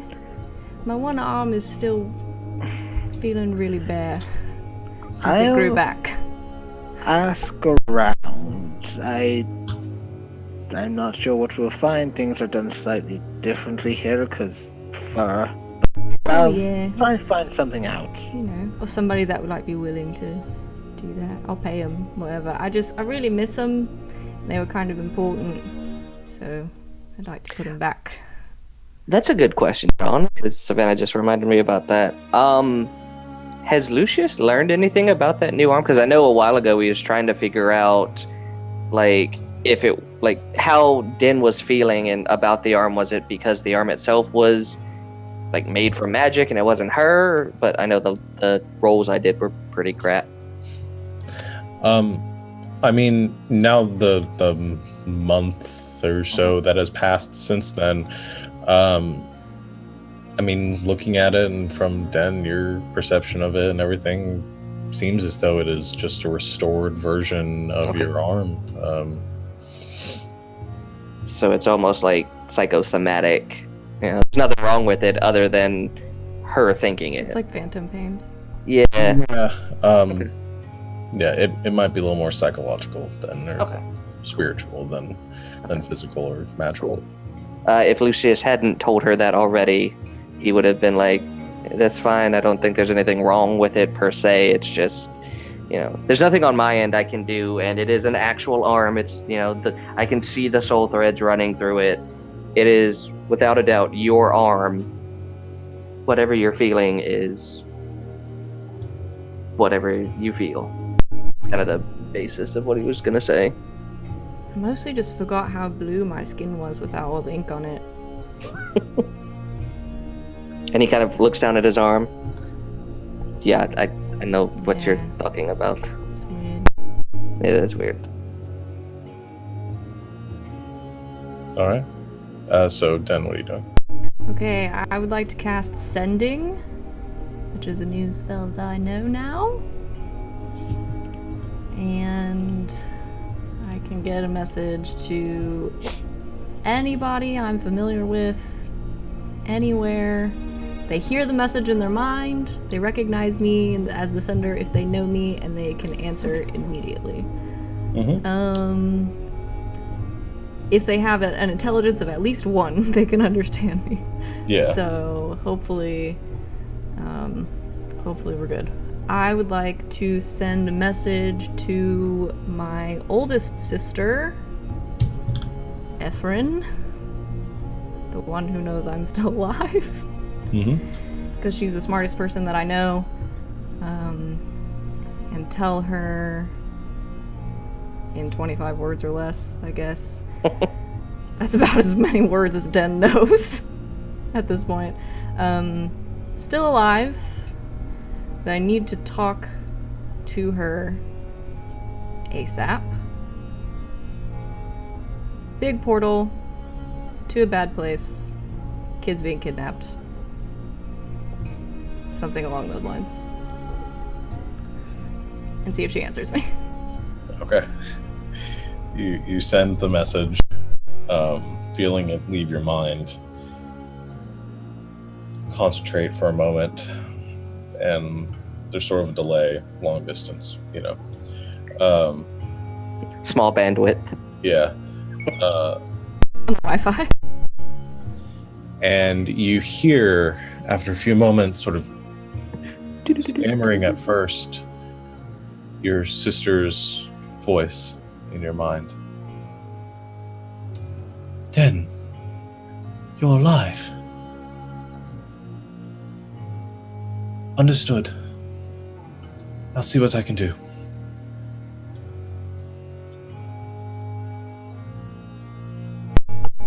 Yeah, it's been a long time since she's heard from me, huh? Kind of fell off the letter writing bandwagon there. Alright, so she heard me. Tell everyone who's left in the room. I called my sister, sent her a message. She's really, really smart, knows a lot of things, paid more attention than I did generally. And she said she'd see what she could do. So I don't really know what that means. But she probably knows things, so.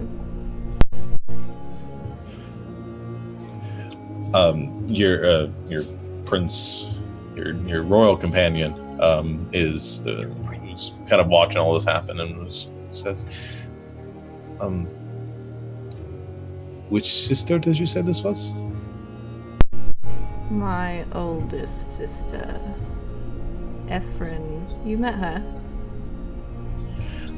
You see kind of a spark of recognition. He says, I haven't met her, but I did read her thesis on extraplanar interruptions and the influences on you know what, never mind. I feel like she told me she was writing something once. Super smart, knows a lot of stuff. We were able, through our sort of exchange program with Nelsuri, we were able to, we got some, it's a long story, but I've read some of what she's done. She seems very smart. Yeah, she is.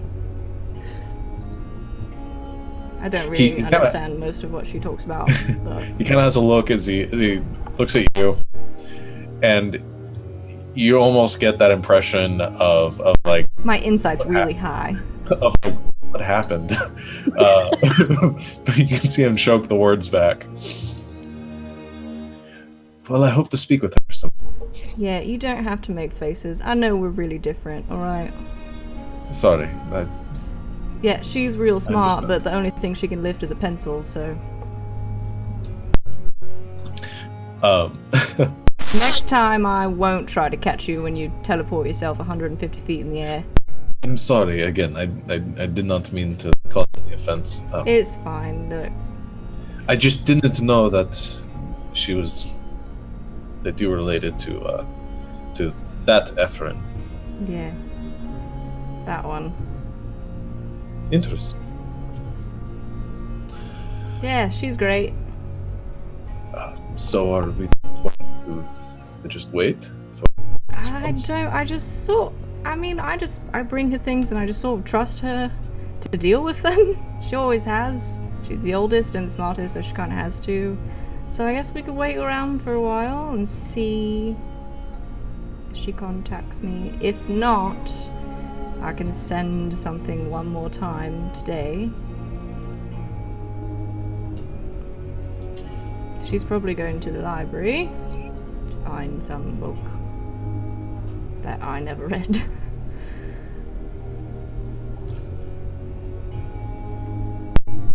So what do we do until then? Well, should we contact our delegation to see where they are? I know that kind of zonks you out of ability, but... mean, I trust my sister to be able to contact me. So if we don't hear from her today, I can contact the delegation. I can always try again tomorrow. I thought there was mention of us spending a few days here anyway, so... I think so, but I don't know. Everything just seems a little fishy. I can contact them and ask them where they are and tell them that Omdarkir is here, just so they're prepared. And maybe keep an eye out for the Yuan-Ti? Yeah.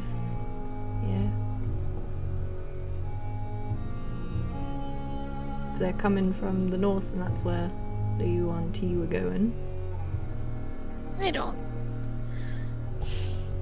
I'm not built for this. Like, I'm not the smart one. We need, like, Zadel or something to tell us what's next. I don't know what to do when Sadel's not here to tell me what to do. You and me both. No offense to you, Prince, but we were here for Randall, so we feel like we should let them know you're already here. That's... I assumed you already had. I understand. We've been in the middle of nowhere for a very long time. So... Alright, let's do that. That sounds like a plan. That sounds like a good thing to do. So who do you want to contact? Okay, who do we know? I know Bishop Elclair. I know Stalwart Captain Reyes. Those are the two people. I'm trying to think back. Did we know that the captain was coming on the commandant. delegation, or was it just the commandant and the bishop, and then a team of people? Oh, Well, I think- Commandant Folger, that was the other person. Yeah. Well, wasn't the commandant was the one that had to stay, right? Or was it the captain? That's what I'm trying to Yeah. remember. I think I the don't remember. captain is the captain of the fort. Right. Like, wasn't she already there? Let me Yeah. see. The Yeah. Captain Race was already stationed at the fort. Uh-huh. And the Okay. Commandant was with us. As far as you know, the commandant was planning on taking the nobles, some soldiers, and the bishop to Thousand Steps.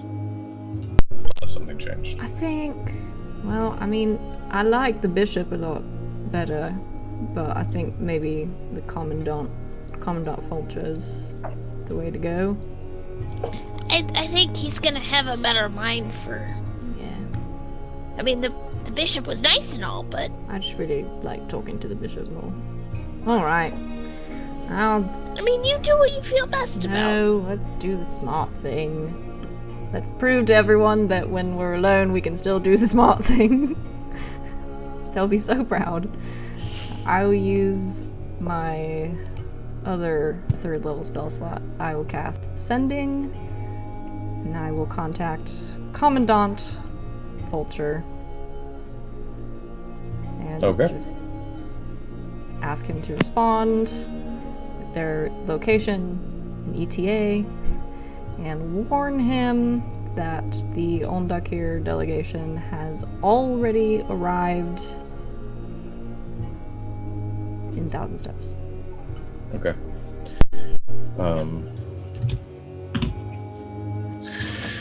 You deliver the message. There's another pause. And you get a message back, the sort of resonating voice of the commandant who says, "Understood. Don't trust them. Stall negotiations till we arrive."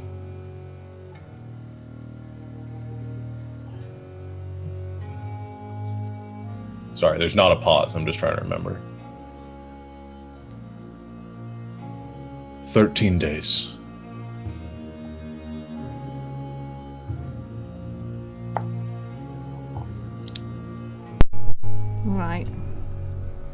They're 13 days out. We pretty much did everything else he asked us to do already. God, they're so slow. No. Well, if we're gonna wait for them to get here, then the 2 weeks estimate was about right. Well, Yeah. are weeks longer here?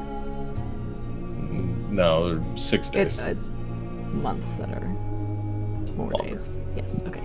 So yeah, about 2 weeks. Till they get here. Well, Prince, know any games? He sort of chuckles a bit and says, I know a few. None that take 2 weeks. I think she just meant like for right now For until now. we see if my sister calls back. I know. I was making a joke. Sorry. You could always just play humans and housework for 2 weeks. You're just very dry. It's hard to tell. Do you need some water? Wow, this has just gone downhill. Just Lil like get the water skin and just splash him with water. Do you guys want to hear my favorite story? Yeah! Right. I take my book back out. And I start telling a different part. Okay, so you spend the afternoon reading to your friends. Yeah. All right. Is anybody else doing anything? Star, are you going into the city? I was going to the city with Sad L. First I was going to go see Bird, then go to the market. Okay. So Saddle and you make your way to the outskirts of city where you where you visited Bird before. As you make your way over to his hut, you see that it appears the doors appear to be closed. A lot of the possessions and things, the fish racks outside, empty. As you approach and kind of peer inside, he doesn't appear to be there. Well, I think he's moved on for now, so I don't know when I'll next see or hear from him or anything. So, anything in the city you want to look at, or should we just head to market and get the supplies we need? We can just head to market. Okay. Head to the market, see what I can sort of see who I need to about getting the cat pelt sorted, and talk to them, see if we can work out a trade for giving the cat and getting most of what we need to make another bag of holding. Okay. So you're looking for the supplies, the magical supplies you might need for the enchanting. Okay. So to sort of expedite the process a bit, the two of you make your way, and you find a number of people that would be willing to buy this pelt from you. Kind of making your way around the market, engaging interest and looking for the supplies you have. You make a few deals with a few of the traders there. One of them, or the most promising of which, offering to take the pelt, to skin it, to basically pay you for the whole animal. And in exchange, gathering up and doing some other trading of his own, gathering up enough of the crystals, some of the sage and other incenses, some of the gold leaf and other kind of small little enchanting materials that you need in order to create and imbue another bag of holding like object.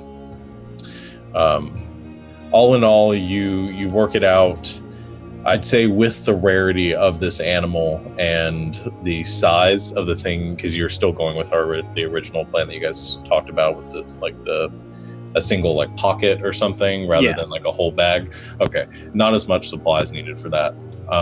So you're able to make a pretty even trade for those two, unless there's anything else you need. Sarah, is there anything you need while we're here? I'd like to take a look around at some weapon shops, if you don't mind. And off we go.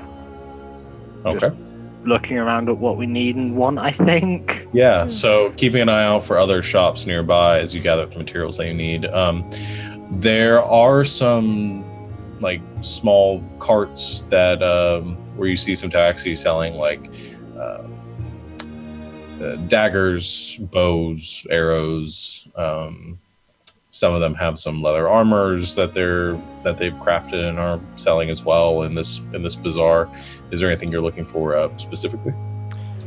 I want to look mostly at metalwork, just because everywhere has like a different style that they will create things with, and so just since my plan after this journey is to go back home and reopen my shop and make weapons again, to just kind of learn, see if they have any specific ways of making things, like if they make daggers, if they have a way to make the metal stronger or sharper that I don't know about, maybe could analyze, take from. Yeah, kind of as you make your way around and inspect the wares that they have, you learn a couple of things. The blades that they make are a little more simple than we used to. It's probably not as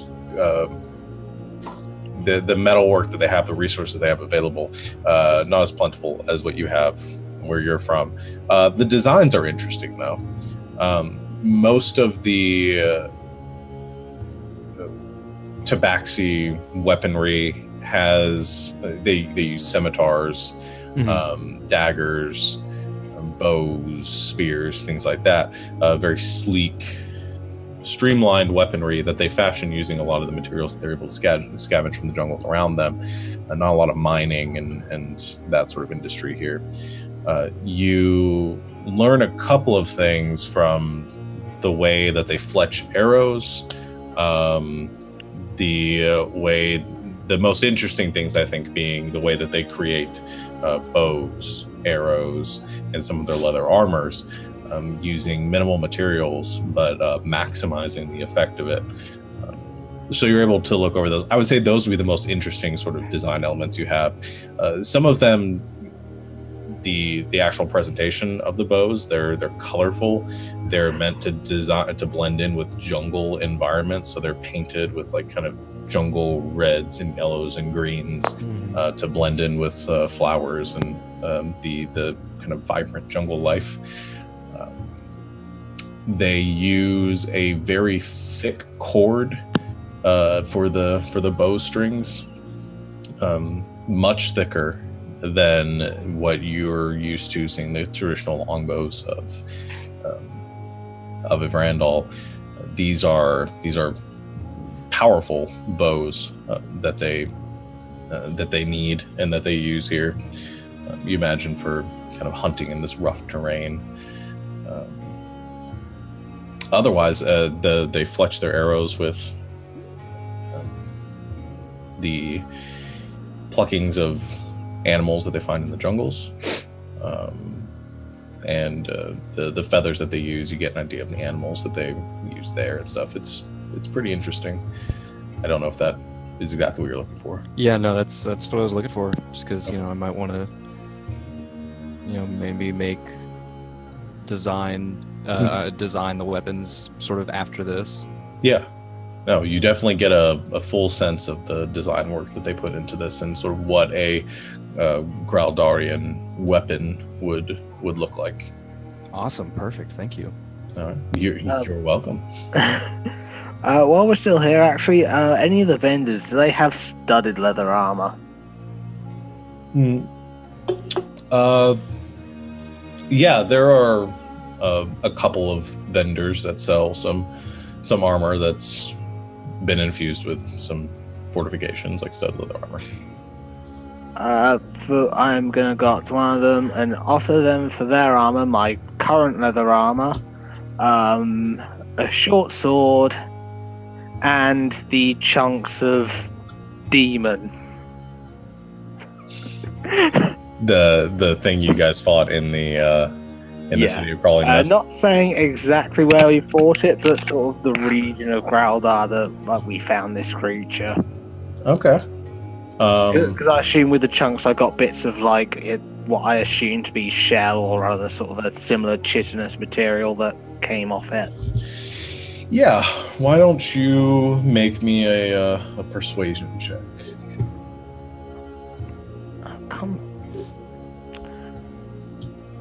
Sorry, I've got a million windows open with all the things I need for what I know about Graldar.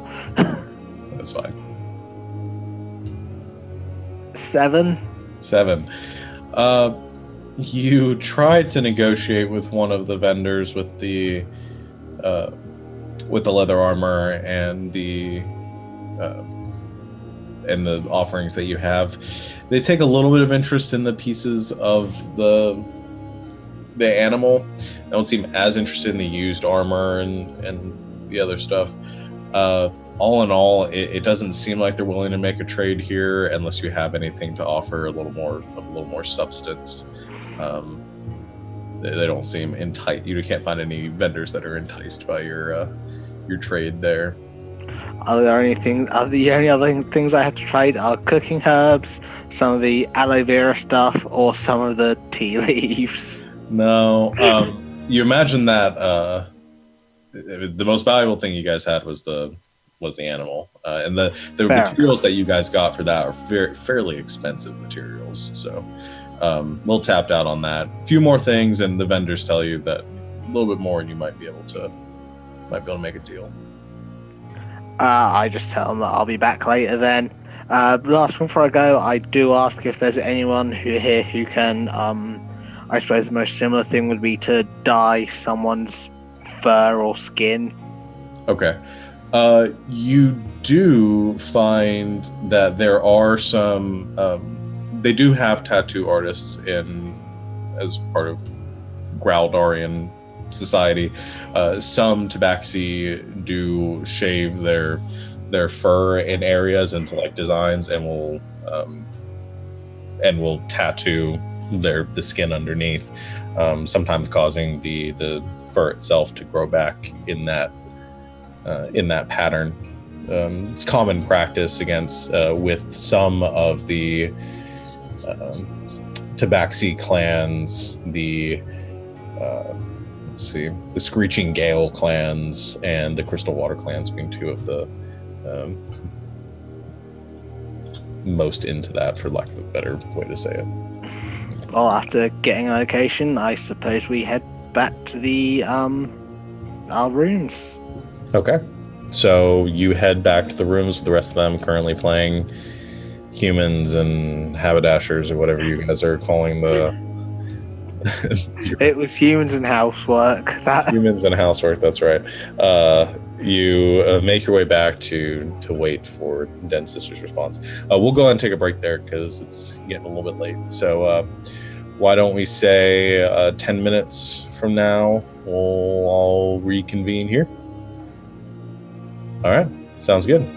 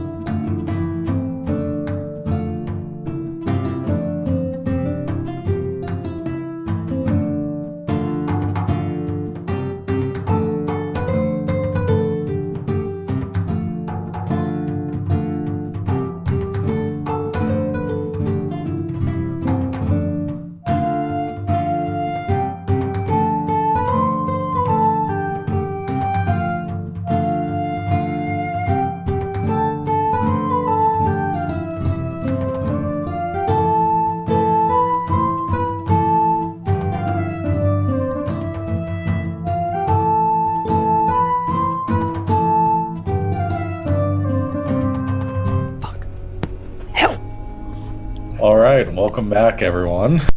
We are ready to get back to playing some D&D. Okay, so as Star and Zadel come and rejoin the rest of the group as they're finishing up their rousing games of humans and housework, or Den, as you're in the middle of rolling your dice, you feel another kind of pressure in your mind. Everyone get out of my head for just like one day. You're the one inviting everyone. I know. It's really empty in there. Are you gonna try to thwart it off? No, I'm gonna assume that it's my sister. Which could backfire on me, but we'll see.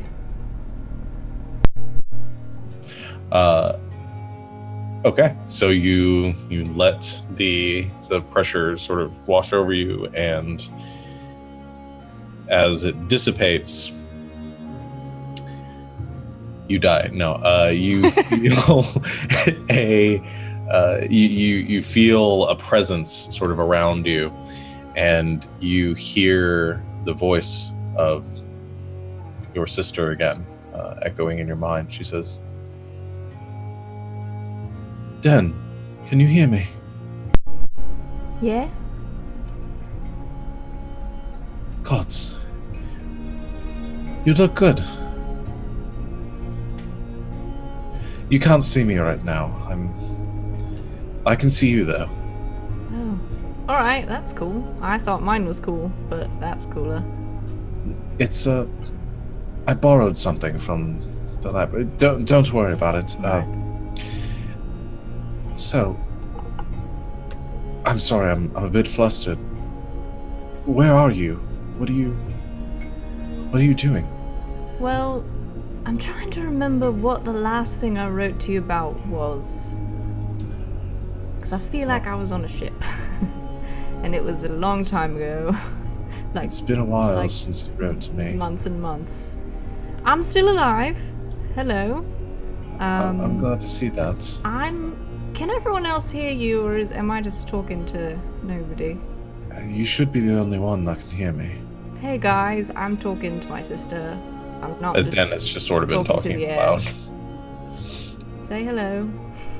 No, it's fine. Don't. Yeah, I'm on Graldar. You know who that is? Yes, I'm familiar with it. Well, okay, fine. Yeah, I'm in the City of 1,000 Steps with the Tabaxi. Doing stuff. Adventuring. That sort of thing. We found something really bad. And you were the only person I could think of that might know something about it. So I was just trying to give her like a brief rundown of Portal and the elf guy and the I can't ever remember the name of it, the Twilight Realm, and they're stealing kids and taking them through there, and that's why we are trying to close it. And all the kids are marked. Yeah, that too. But mostly I try to kind of focus on the portal and see what she knows about Selene and the portal at the center of the city and how they keep it shut. Right. So you tell her the story. Tries to happens in a series of 11 3-hour increments. The very short, Den version of the story. Okay. Bad things, other bad things. Being kidnapped, need to close a portal, help. She responds with sort of a chuckle, and she says, "You really are just like Lindgren, aren't you?" What's that supposed to mean? It feels Nothing. like an insult. I'm glad to see that you're doing well. that you found something.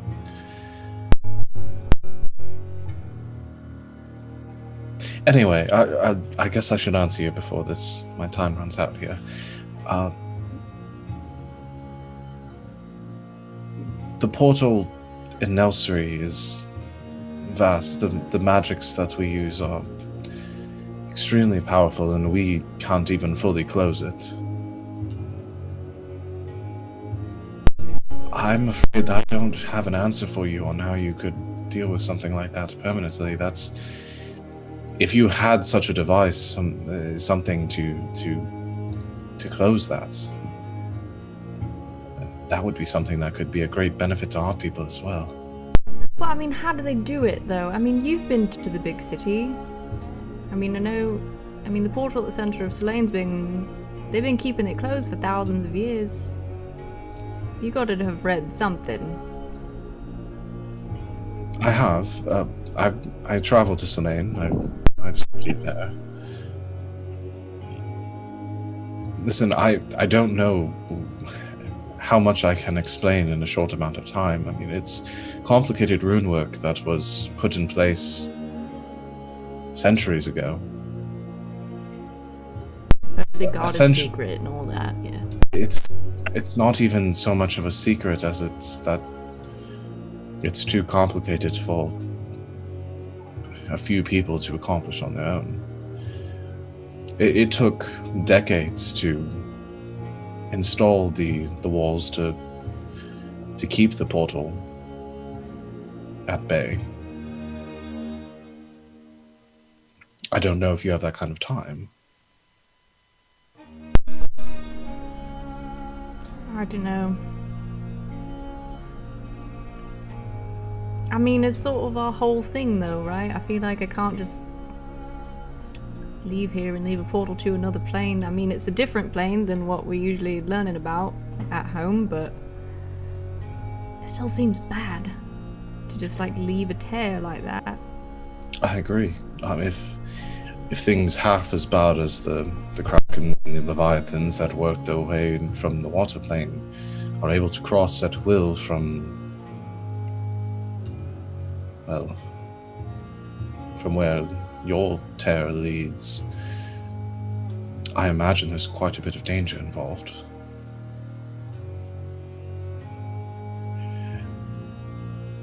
I wish I had a better answer for you, but I can speak with Father about it and see what he can find out from the rest of the council. Oh, don't want to do that. You haven't told them, right? No, I haven't told them anything, but You're my favorite sister. if something this serious is happening, I feel as though I should speak with him. What are you gonna tell him? Oh, Dad. Den's been alive for the past 3 years and I just didn't tell you.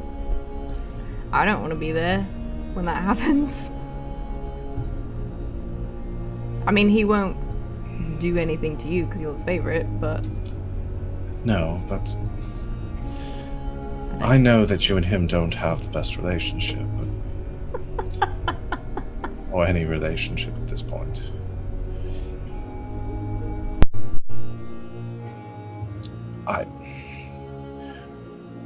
I wish I had a better answer for you. Do you really think he would know something that would help? He knows more than me. And he has connections that I don't. If this is something that you feel that you need the aid of our people in solving, I don't know who better to ask than Father. No offense, our people never did all that much for me. That was mean. I probably shouldn't have said that. It's fine. I understand. Do you... I know. Go ahead. It's probably a really bad idea for me to just, like, send him a message and be like, hey, Dad, surprise! That might not be the best way of going about it. I can probably break the news to him a bit more gently than simply thrusting magic into his head. If anything, he might be suspicious of that. He's suspicious It's already of going to be everything. hard. It's already going to be hard enough for me to convince him that you're alive and that I'm not being fooled by some spy. It's pretty hard for someone to copy my handwriting. It's pretty hard for someone to read your handwriting. I know, it's bad. It's getting better. I'm practicing. Why haven't you responded to my? You know what? I really shouldn't get into that. You're busy. I understand. Yeah, you know, saving the world and all that. Are you still on the ship? Are these people from your crew? No, these are other people that I sort of met. Are you no longer on the ship? Well, no, I'm just sort of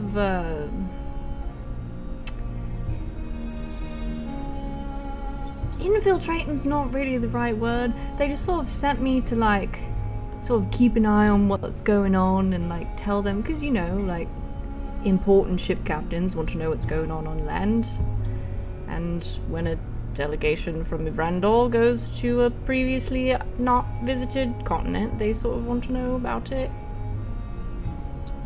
So All right. yeah, I'm pretty important here. Listen. It seems like it. If you don't mind me asking, Yes. what's with all the tattoos? What? They look nice. I never really. You look so different than when you left home.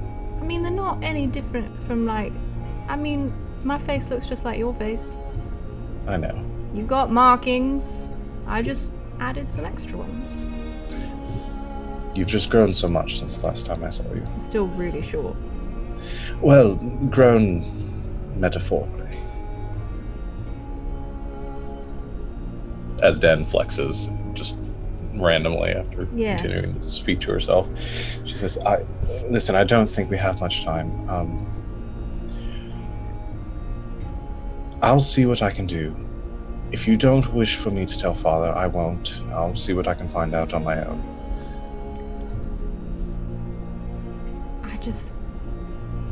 This might be more important than my personal hang-ups. He's gonna be really mad. I should be able to soften the blow. Just He'll understand. Just don't let him like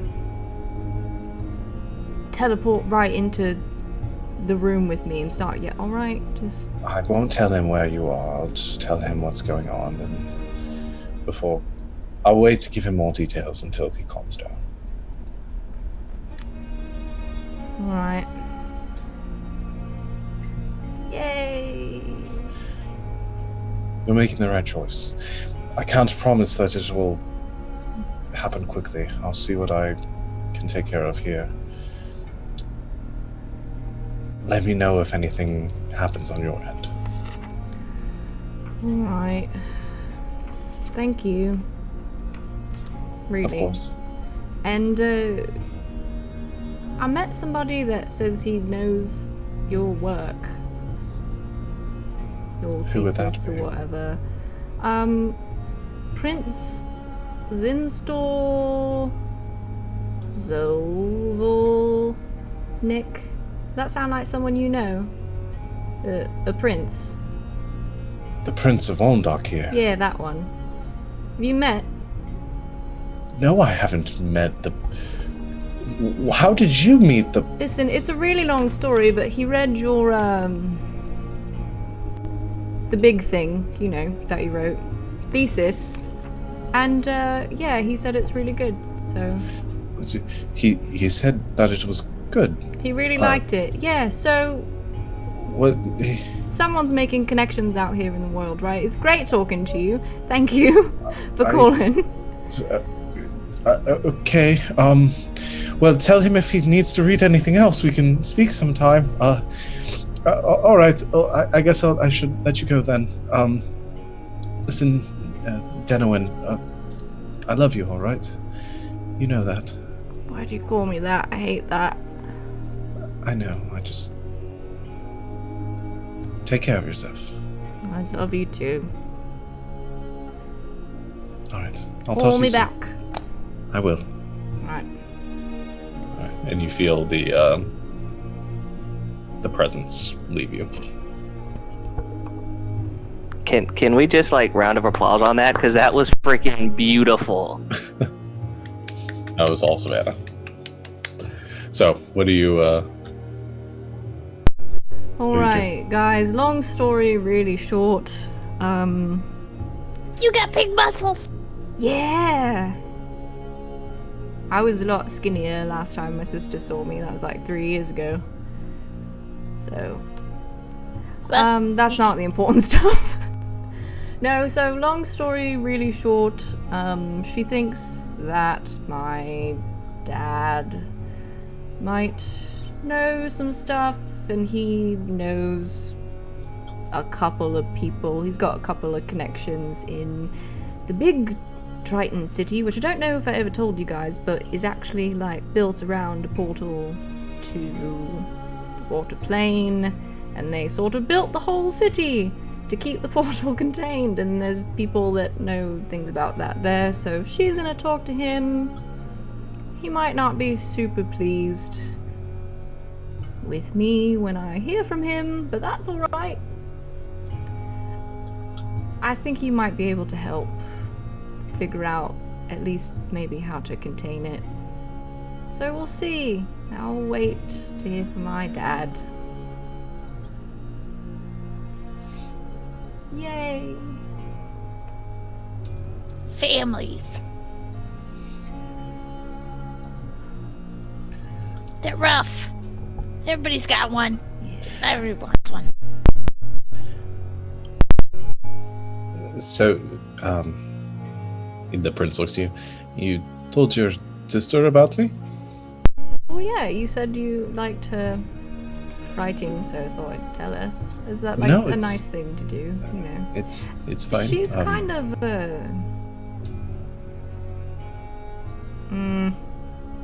I guess she's not like super confident all the time. She's kind of awkward. So when people like her stuff, because she's always like, we get along really well, but I don't understand any of the stuff she writes, so I can't tell her if it's any good or not. Well, So maybe we can speak more sometime about it. I'm sure she. It would be interesting to hear her some of the things that weren't written about and her further studies on the planar magics. Anyway, so what do we do now? Well, she's gonna talk to Dad, because it's not the best idea if I just contact him directly. He's not super pleased with me, and also he has thought that I was dead for like a couple of years. That's a really long story. But yeah, so he's gonna be pissed. But my father, if he's got one thing, it's a sense of duty to his role as protector of whatever. So we'll hear from him. He's kind of a dick, but he understands the big picture. Right. There's something that we need to. We should be doing something here rather than waiting. Star, are you going to try to infiltrate Archives again?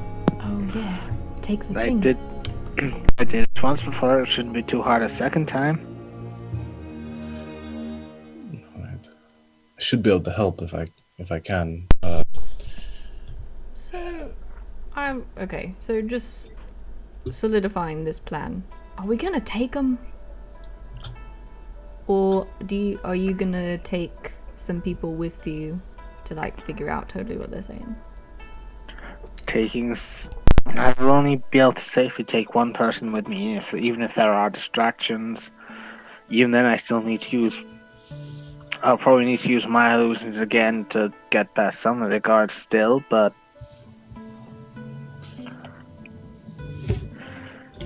I could take one person safely. Two, much more of a risk. I don't think we'd manage with three. I ask because if you're gonna do it today, I can contribute 1 enhance ability. If we do it another day, I can get 2 people and make you very sneaky. For you're sneaking in. You're already very sneaky, but it's there. If I just go into the archives with someone else, I don't need to take the stones. Someone can give us what they say. If I go myself, I have to take the stones, but I don't know how often they're checked or when they'll even be found. Well, just out of practicality, I mean, we don't want to lose, or we don't want to draw any more attention than necessary.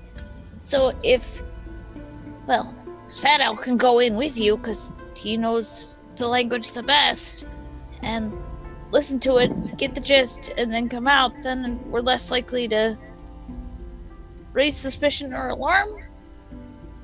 We may be able to hide that it's us, but I just worry that by taking them, we're gonna lose that edge, I guess, is what I'm saying. That's true. But at the same time, and I'm sorry to say this, Prince, there's a member of your delegation who has mysteriously disappeared.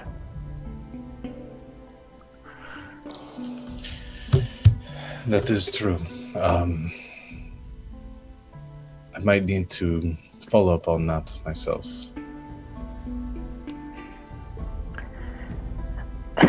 My thought is if we do have to take them from their resting place, we have a scapegoat, but that may leave suspicion on you yourself.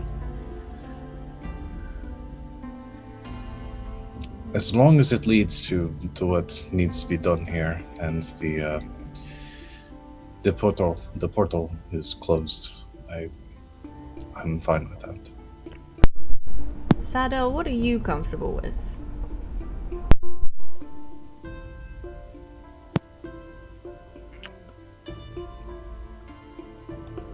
I wouldn't really say I'm comfortable with anything, but, I'd be willing to do whatever it takes. If that means me sneaking in there with Star, then I'm down. So, I mean, are we all sort of in agreement that at least when we're done, the stones should be, back in the places? Because it seems like our options are the 2 of you go in, figure out what they say, and then come back out, or Star goes in, takes them out, and then goes back in and puts them back. Which I have no doubt, I'm not, trying to doubt your sneaking ability. I'm sure you could do it. But if we want to minimize the risk... The more times you go into some place, the more likely it is for you to be caught, so... But, to be fair, the more people who go in at one time is also pretty risky. Exactly. So Plus, I think it's which risk do we wanna bet on? That's on the 2 of you. I think I'll help however I can, but you guys... I can help for up to 1 minute! Otherwise, I'm not much help. Yeah, I can I try help. to distract. That actually might be useful. As long as someone's being allowed but not necessarily doing anything to get arrested, such as playing loud, very, very loud music in another part of the ziggurat. Impromptu concert! It's kind of what you've always wanted, Barb. I mean, yeah, I suppose I could do that. I mean, I could, at least for one person, I could also enhance an ability. And if Den can do that as well, that's me and Sadel covered. Mm-hmm. If we do take a rest before we do this, I can get 2 people also. So, if anyone else is wanting to go. But if you want to do it now, I can get one of you and Lucius get the other. What time of day are we at? Sorry to interrupt. You waited for a while, so I'd say it's probably mid-afternoon at this point. Okay. So Star, I'm assuming because you've done this once, you want to do it at night again, right? Like, because you saw kind of the pattern of guarding or whatever. At nights, and if it goes similar time, hopefully the guards' locations will be the same.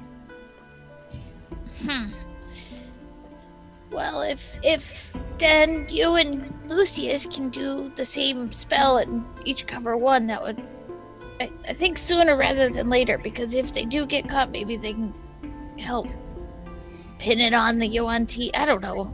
All this just sounds very precarious. If we're going to pin it on Yuan Ti, then I think the prince and I should be seen out and about, at least when it happens, just so... Well, if I take Sadell, there's no need to try and pin it on them. If we get what the stone is saying straight off the bat, there's no need to take them. That's true. I can lock the door behind me again. That is true too. It just all depends on the risk we all want to take. The prince does also chime in here and says, wouldn't having the stones provide us with more leverage if we wish to confront the council about this? That was the other thing I was thinking. They are our evidence, and while I'm sure there are other Tabaxi in the city that could understand them, if we have them, we have what we need in case if we wish to start putting a stop to this. Here is what I will offer and what I will say. I am willing to confront the council on whatever their involvement is with these elves.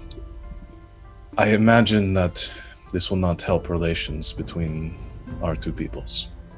If you still have the wish of creating some sort of diplomatic ties, if it is more important that you uphold the terms of your arrangement with Evrandal, then I understand if you wish to stay out of it, but I fully intend to confront the council. If that damns Ondakir from establishing any relationships with the Tabaxi, it doesn't bother me.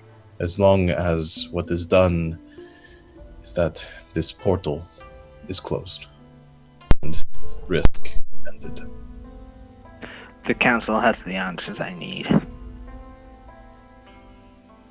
Savannah, you're muted. No, I'm not.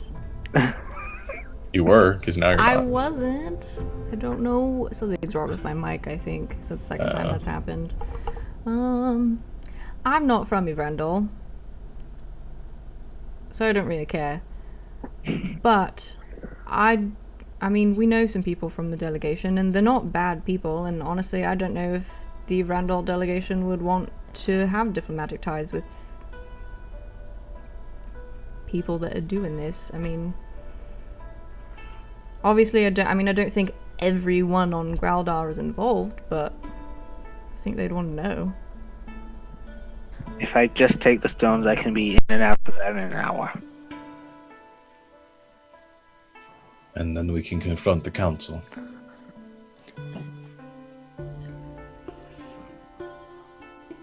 We can get all the details we need, we can get our argument, we confront the council, and I suppose see where it goes from there.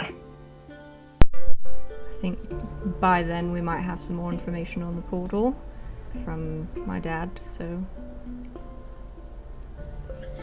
Oh, I think this all sounds good and makes all the sense, but then we're kind of leaving a really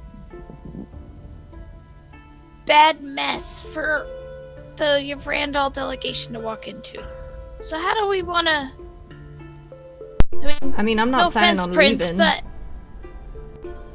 Yeah, At least till they get here, so we can tell them what's going on. Technically, I'm not part of the delegation.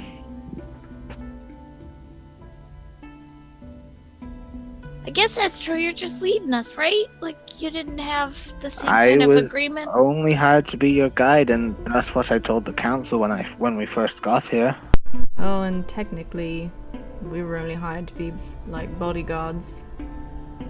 Well, yeah, and then they gave us, like, go and tell our message, and we've told the message, so Yeah, maybe but we're okay. Okay. That part was, like, not in writing anywhere. We just like showed up and we're like, hey, we could have been anyone. We could have been from a different planet. They wouldn't know. Yeah. No, I think we're all good. Okay. I just wanted to talk that through. Mm-hmm. If you're alright, if you are all right with the threat of perhaps weakening potential relationships here, I think this is the right thing to do. Big picture, right? Big picture. And if you need support for doing this, you will all be welcome amongst my people. I will tell them what heroes you have been.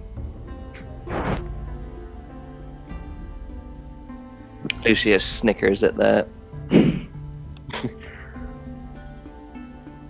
I know that doesn't exactly resonate with most of you, from what you've probably been told or heard or seen of what some of my people have done. But there are good ones among them. It's actually, that's not why I laughed. I never actually thought that would be a possibility after now. So it's just sentimental things that I hadn't thought about in a while.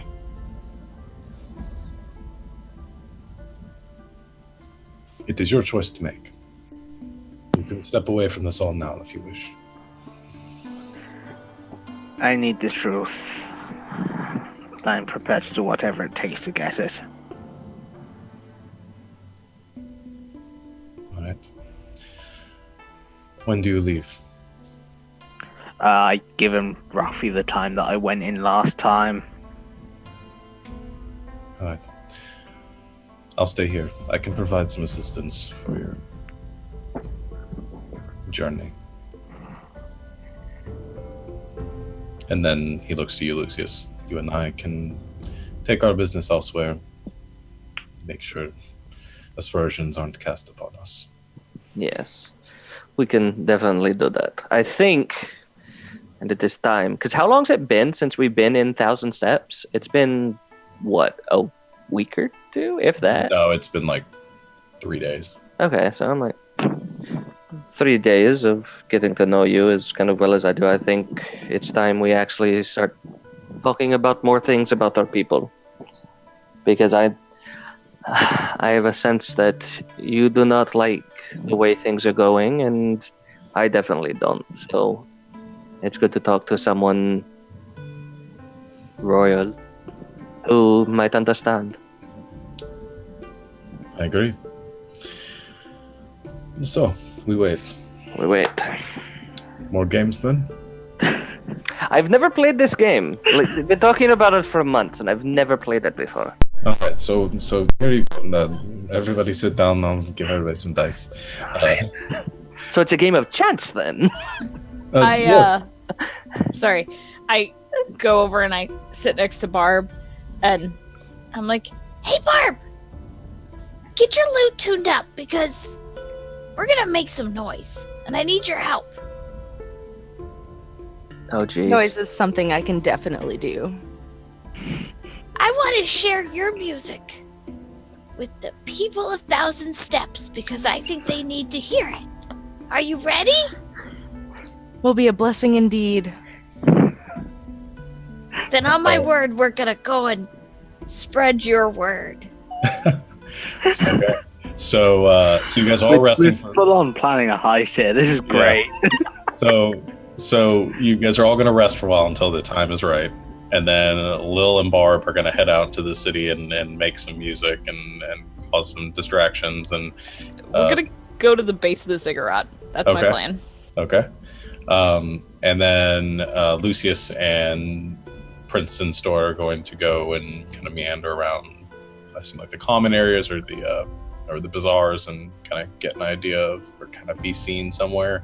He's gonna try to murder me, I just know it. Den, is there anything you're gonna do during that time? Right, like just the second before Star leaves, I'll cast Enhance ability on him if he's going by himself. And I'll give him Cat's Grace again.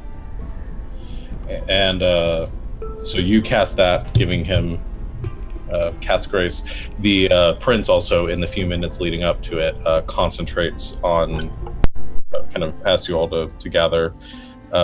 He concentrates for a while and casts a spell.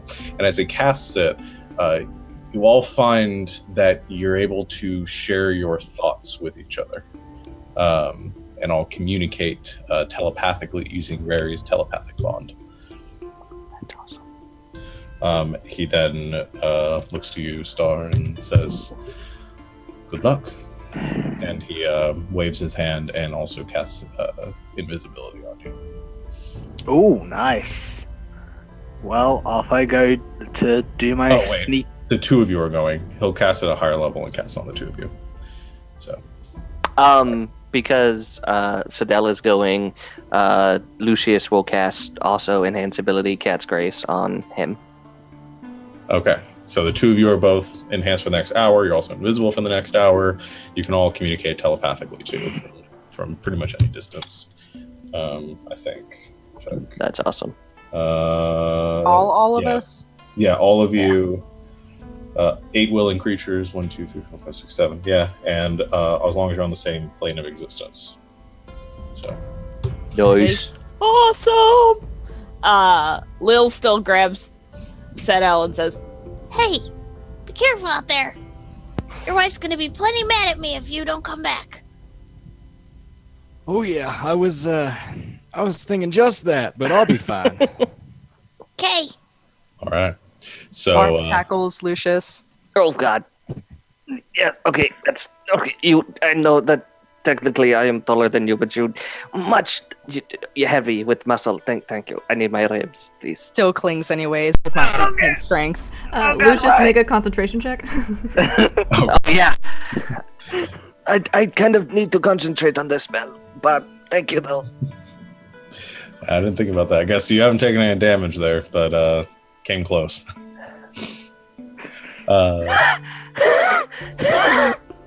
But you all go your separate ways. Lucius and heading off one direction. Barb and Lil heading off another.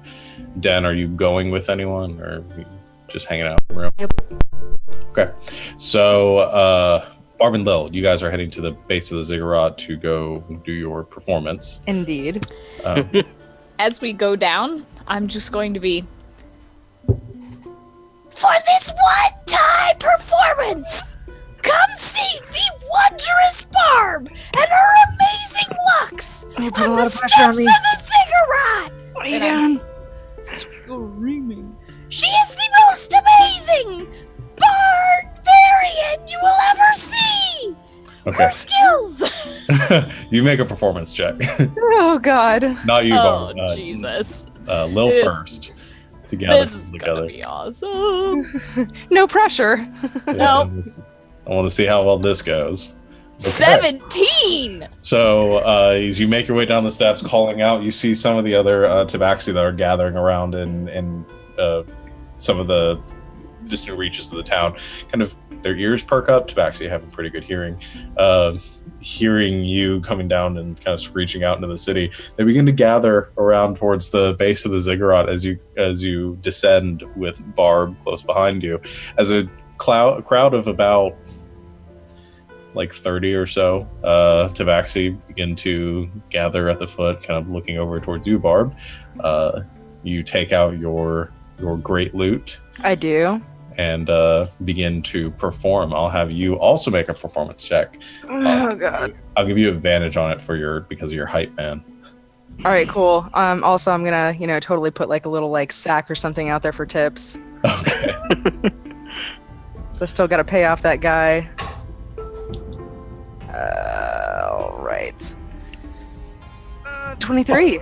23. Nice. So you walk over. There's a little bit of like a pedestal where a statue is on, has a little stand on the bottom. You actually pull yourself on top of that, take out your great loot, and then with a heavy twang begin to just rip on your great loot. Totally playing some AC/DC or something. Yeah. And the tabaxi, not seeming to have much knowledge or experience with music of this caliber, of this type, are, for lack of a better term, really digging it. They are kind of beginning to gather around, some more coming out. You end up with like a crowd of about like 80 people there just listening to you just shred your great loot. Can I do one more thing? Yeah, sure. I'm going to cast Find Steed and ride through the city streets, still screaming that everyone needs to see the performance. Jesus Christ. Okay, and as full on just goes galloping through the streets, shouting the British are coming, or that Barb is currently playing. You get a number of Tabaxi coming out of their homes, enjoying their meals and their quiet time, hearing you shouting. They look and see the large crowd and begin to filter in that way. Now having probably about a crowd of like close to 200 people gathering at the bottom of this, as you're just continuing to shred on your loot. So that's providing a significant distraction, as those of you that are still up in the ziggurat and the tieflings that are making their way onto a different area of the city, you can hear this commotion kind of rising up over there, and a bit of light as torches are coming in, and people are beginning to really to really enjoy this performance. Let's see, Lucius and Princeton Store. Is there anything that you wanted to talk about specifically, Lucius? Not really. It was just a one to allow the city itself to see the prince himself like out and about, and while also not seeing any of the other part of the Yuan Ti delegation. But mostly just starting that conversation of, what he doesn't like that, his father's doing, and, what he has in mind for if and when, he comes to power, and like just feeling out where this royal member who he thought he would hate beyond all reason because of what he's seen, like how he actually feels now that he has a face-to-face conversation with him. Okay. All right, so you begin to meander through the streets, kind of getting some people's attention and chatting. Princeton Store tells you of the current status in the capital. He tells you about some of the unrest, kind of reiterating some of the things you talked about before. His sort of distaste for the way that his country has become, the bloodlust, especially against Balabar. And though he understands that heritage and the reasons behind it, you get a feeling from his conversation that this is somebody that kind of seeks of changing the guard a bit and seeks for that to end. He also talks a lot about his studies and how he has taken on this role because of how fervently he believes in this cause to rid Sarthia of these incursions, of these influences from other planes, and looking at tiefling lineage itself as being a sort of byproduct of that, and the sort of struggles that they had to go through as a result of their influence from the depths, that plane. All in all, you get about the same impression of him as you've had this entire time, that he's has some genuine purpose and ideals behind there.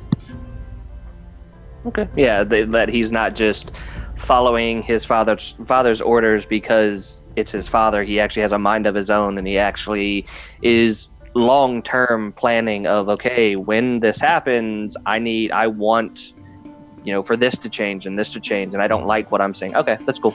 Yeah, and you do see he has some admiration for his father, of course, and this is his father's cause, and something that he this ending these influences is something that he has picked up, from his father's footsteps. That he doesn't agree with all the choices that he's made, but he understands the meaning behind them and the importance. So, there is a bit of conflict that you sense there, but he seems pretty genuine in his beliefs. That works. Thank you. Okay. You guys managed to kind of make an appearance. You make your way around to the music where all these people are gathered, so you can be seen there too by about the 200 tabaxi that are gathered in that area. While they're doing that, and like as we go to where Barb is playing, can I use like my thaumaturgy to make like a light show or something go off behind her just because? Sure. So you get close enough and you use your thaumaturgy, and like basically like two spotlights kind of begin to flare up from the ground, kind of twirling through the air, giving this like just magnificent light show there. And all the tabaxi are even more enthralled by it now, as like cats chasing a laser pointer, essentially. They focus on the music. You got where I was going on that. But they're definitely enjoying it. So while that's going on, Sadel and Star, the two of you begin making your way down to the Stone Speaker archives. I need both of you to make stealth checks with advantage. Doubly so because you're invisible, but we'll just do one stealth check and there'll be a penalty to their perception checks. 27. Nice. 20. 20. Damn. Yeah. The two of you very quietly begin making your way, following the path that Star you are familiar with, begin making your way down the spiraling steps into the lower reaches of the ziggurat. You make your way down this passageway, Star, you knowing the direction at this point, until you get to that point where there was that branch where you head off right towards the archives. To the left, you do see there are some more guards stationed there still. They don't seem to notice you, and you are invisible. Is there anything you want to do, or do you want to keep going? We're invisible, so I don't really need to throw up my screen for now, so just keep going. Okay. So the two of you quietly, as quiet as cats, begin making your way down. Yes, Dylan. Says the person with the loudest cats in the world. I know. As quiet as every cat except our own. You begin making your way down this spiraling, this slightly declining passageway until you arrive at the large stone doors of the archives, closed and presumably locked. Well, I am gonna rig together the same sort of thing I made to pick those locks. Okay. What I'll say for this is that you have you don't have to make the intelligence check to create the thing again, because you've done it before. But you're still gonna have to make the check to kind of get it in. So I'll say you need to make a lock-picking check with your thieves' tools, and you have advantage because it's dexterity based. Yep. 17. 17. Okay. You kind of lean in and you take the device that you've constructed and place it on that opening there, and kind of twist it a bit. You feel like it's not fitting exactly right, but you turn it a bit more. You hear that click, that grinding of stone. And you feel the door move a bit. Just open the door, straight in, usher Sadel in, door back closed again. Okay, you guys both make it in, closing the door behind you. And Sadel, you see for the first time this dimly lit room illuminated only by the glowing, the 5 glowing crystals that sit on pedestals scattered around the room. Do you want to listen now, or do we just take them?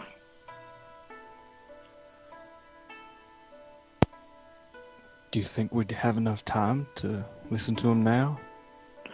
Do I think we'd have enough time to listen to them all now? It would take a while. I mean, you'd probably lose. It would take longer than you have available on your abilities and the invisibility and stuff. Not to listen to them all, just to go through one or two of them. I'm sure we'll be fine. Well, do you think, I guess if we're invisible, I guess we can just take them and get out of here. And I'll put the... Actually, I'm going to check the pedestal's traps again. I know I found none last time, but... Okay. Make an investigation check.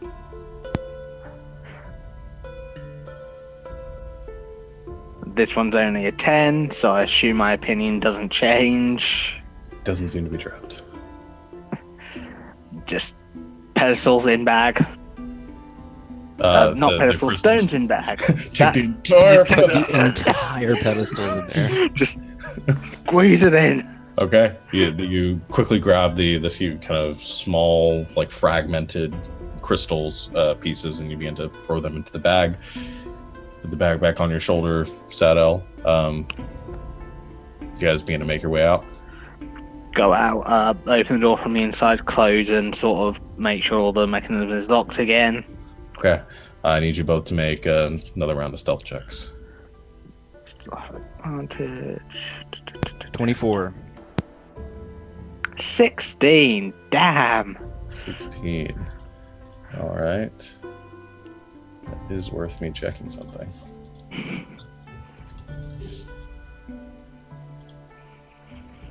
I think he meant to say 16,000. I bet. Okay. Check.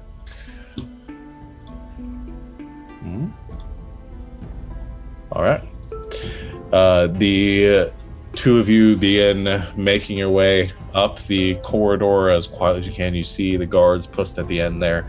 As you round the corner, Saddle, you hear Star kind of brush the corner a bit and kind of make a scraping noise with his armor.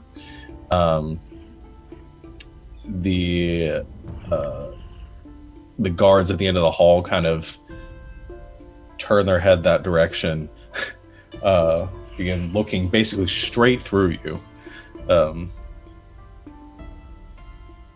Did you hear something? The other one looks. No, I didn't. You're imagining things. Don't worry about it. Begin your business.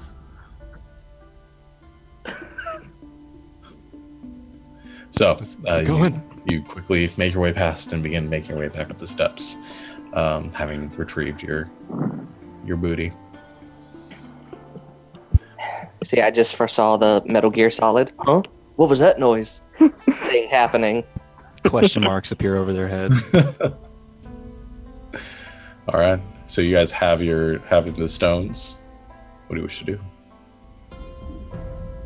Back to the room. Yep.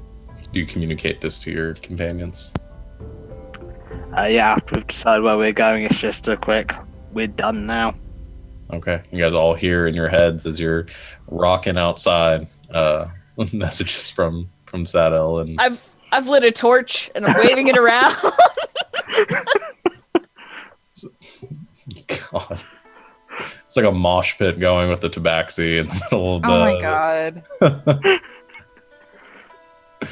All right, as you finish up with a power chord at the end of your closing ballad there, the energy or the sound rings out, and the tabaxi just go into a roaring round of applause. Thank you very much. I'll be here someday again. they applaud. You look down at the bag you put out, and there are some little offerings and stuff put in there for you. There are a few pieces of bread, some dried fish. There are a couple of small, like, precious stones thrown in there too. That might be worth a little bit.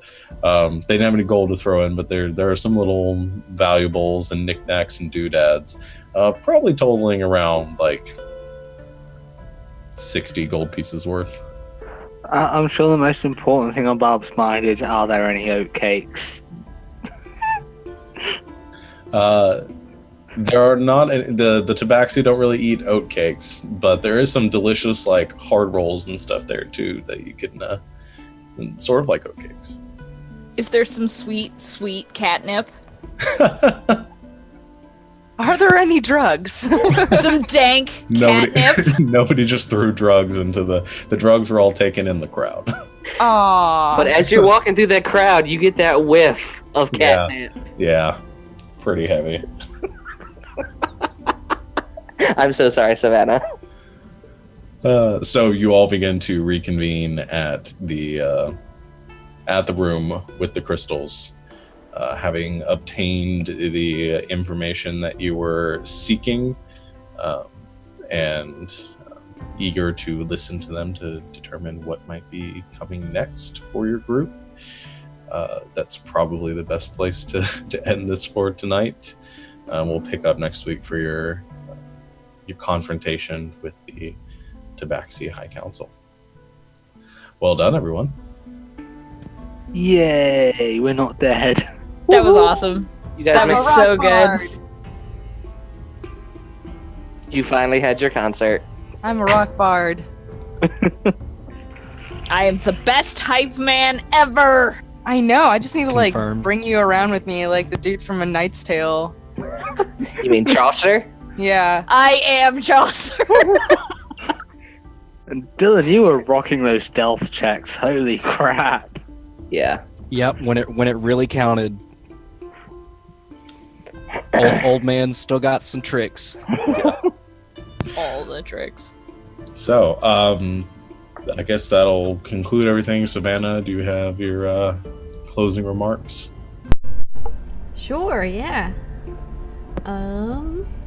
Thanks everybody for watching, hanging out, and chat today. We saw some new people out there, which is awesome. We love you. We hope you had a good time. Please come back. We're here pretty much every week, same time, same place. If you like the things that we use during our game, such as our music, all of our music is royalty free from Incomptech. Check that out. There's all kinds of stuff on there, any genre or mood or type you can imagine. You can use that in your own home games. If you like our character art, which you can see down on the overlay next to all of our character information, if you like those, our wonderful friend Julie painted all of those for us. So if you like those, if you are interested in knowing more about Julie's art, or when she's going to open commissions and things like that, let one of us know. You can contact any of us via Twitter or the Survivors Complex Twitter at Survivor Complex without the S, or at YouPickGaming. We can put you in touch with her. If you like our overlays, our wonderful friend and player Sarah over there made those for us, so they're great. We love them. If you are interested in having something like that for your own game or your own stream, you can contact her on Twitter, and she, I'm sure, will help you out, or at least point you in the right direction. I think that's it.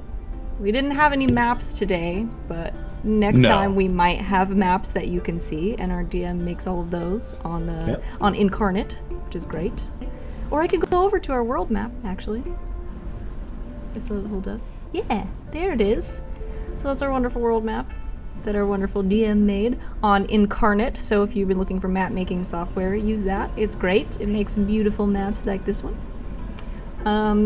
Tomorrow at 2 o'clock Pacific, yeah, that's 5 o'clock Eastern, my time, We will be back with another installment of Paranoia. We mentioned it at the beginning. It's going to be myself and Sean, and Alex is going to be joining us this time around, as well as a few of the other faces that you've seen here on YouPickGaming before. So check us out tomorrow, same place, twitch.tv/YouPickGaming,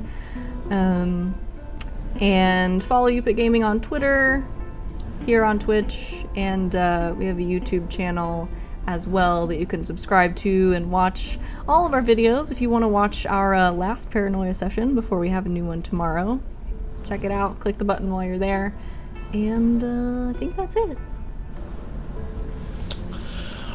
The only other thing I can think of is that we're getting close to the end of the giveaway, or getting close to doing the giveaway. I know we're about to reach a couple of goals. We're getting up there.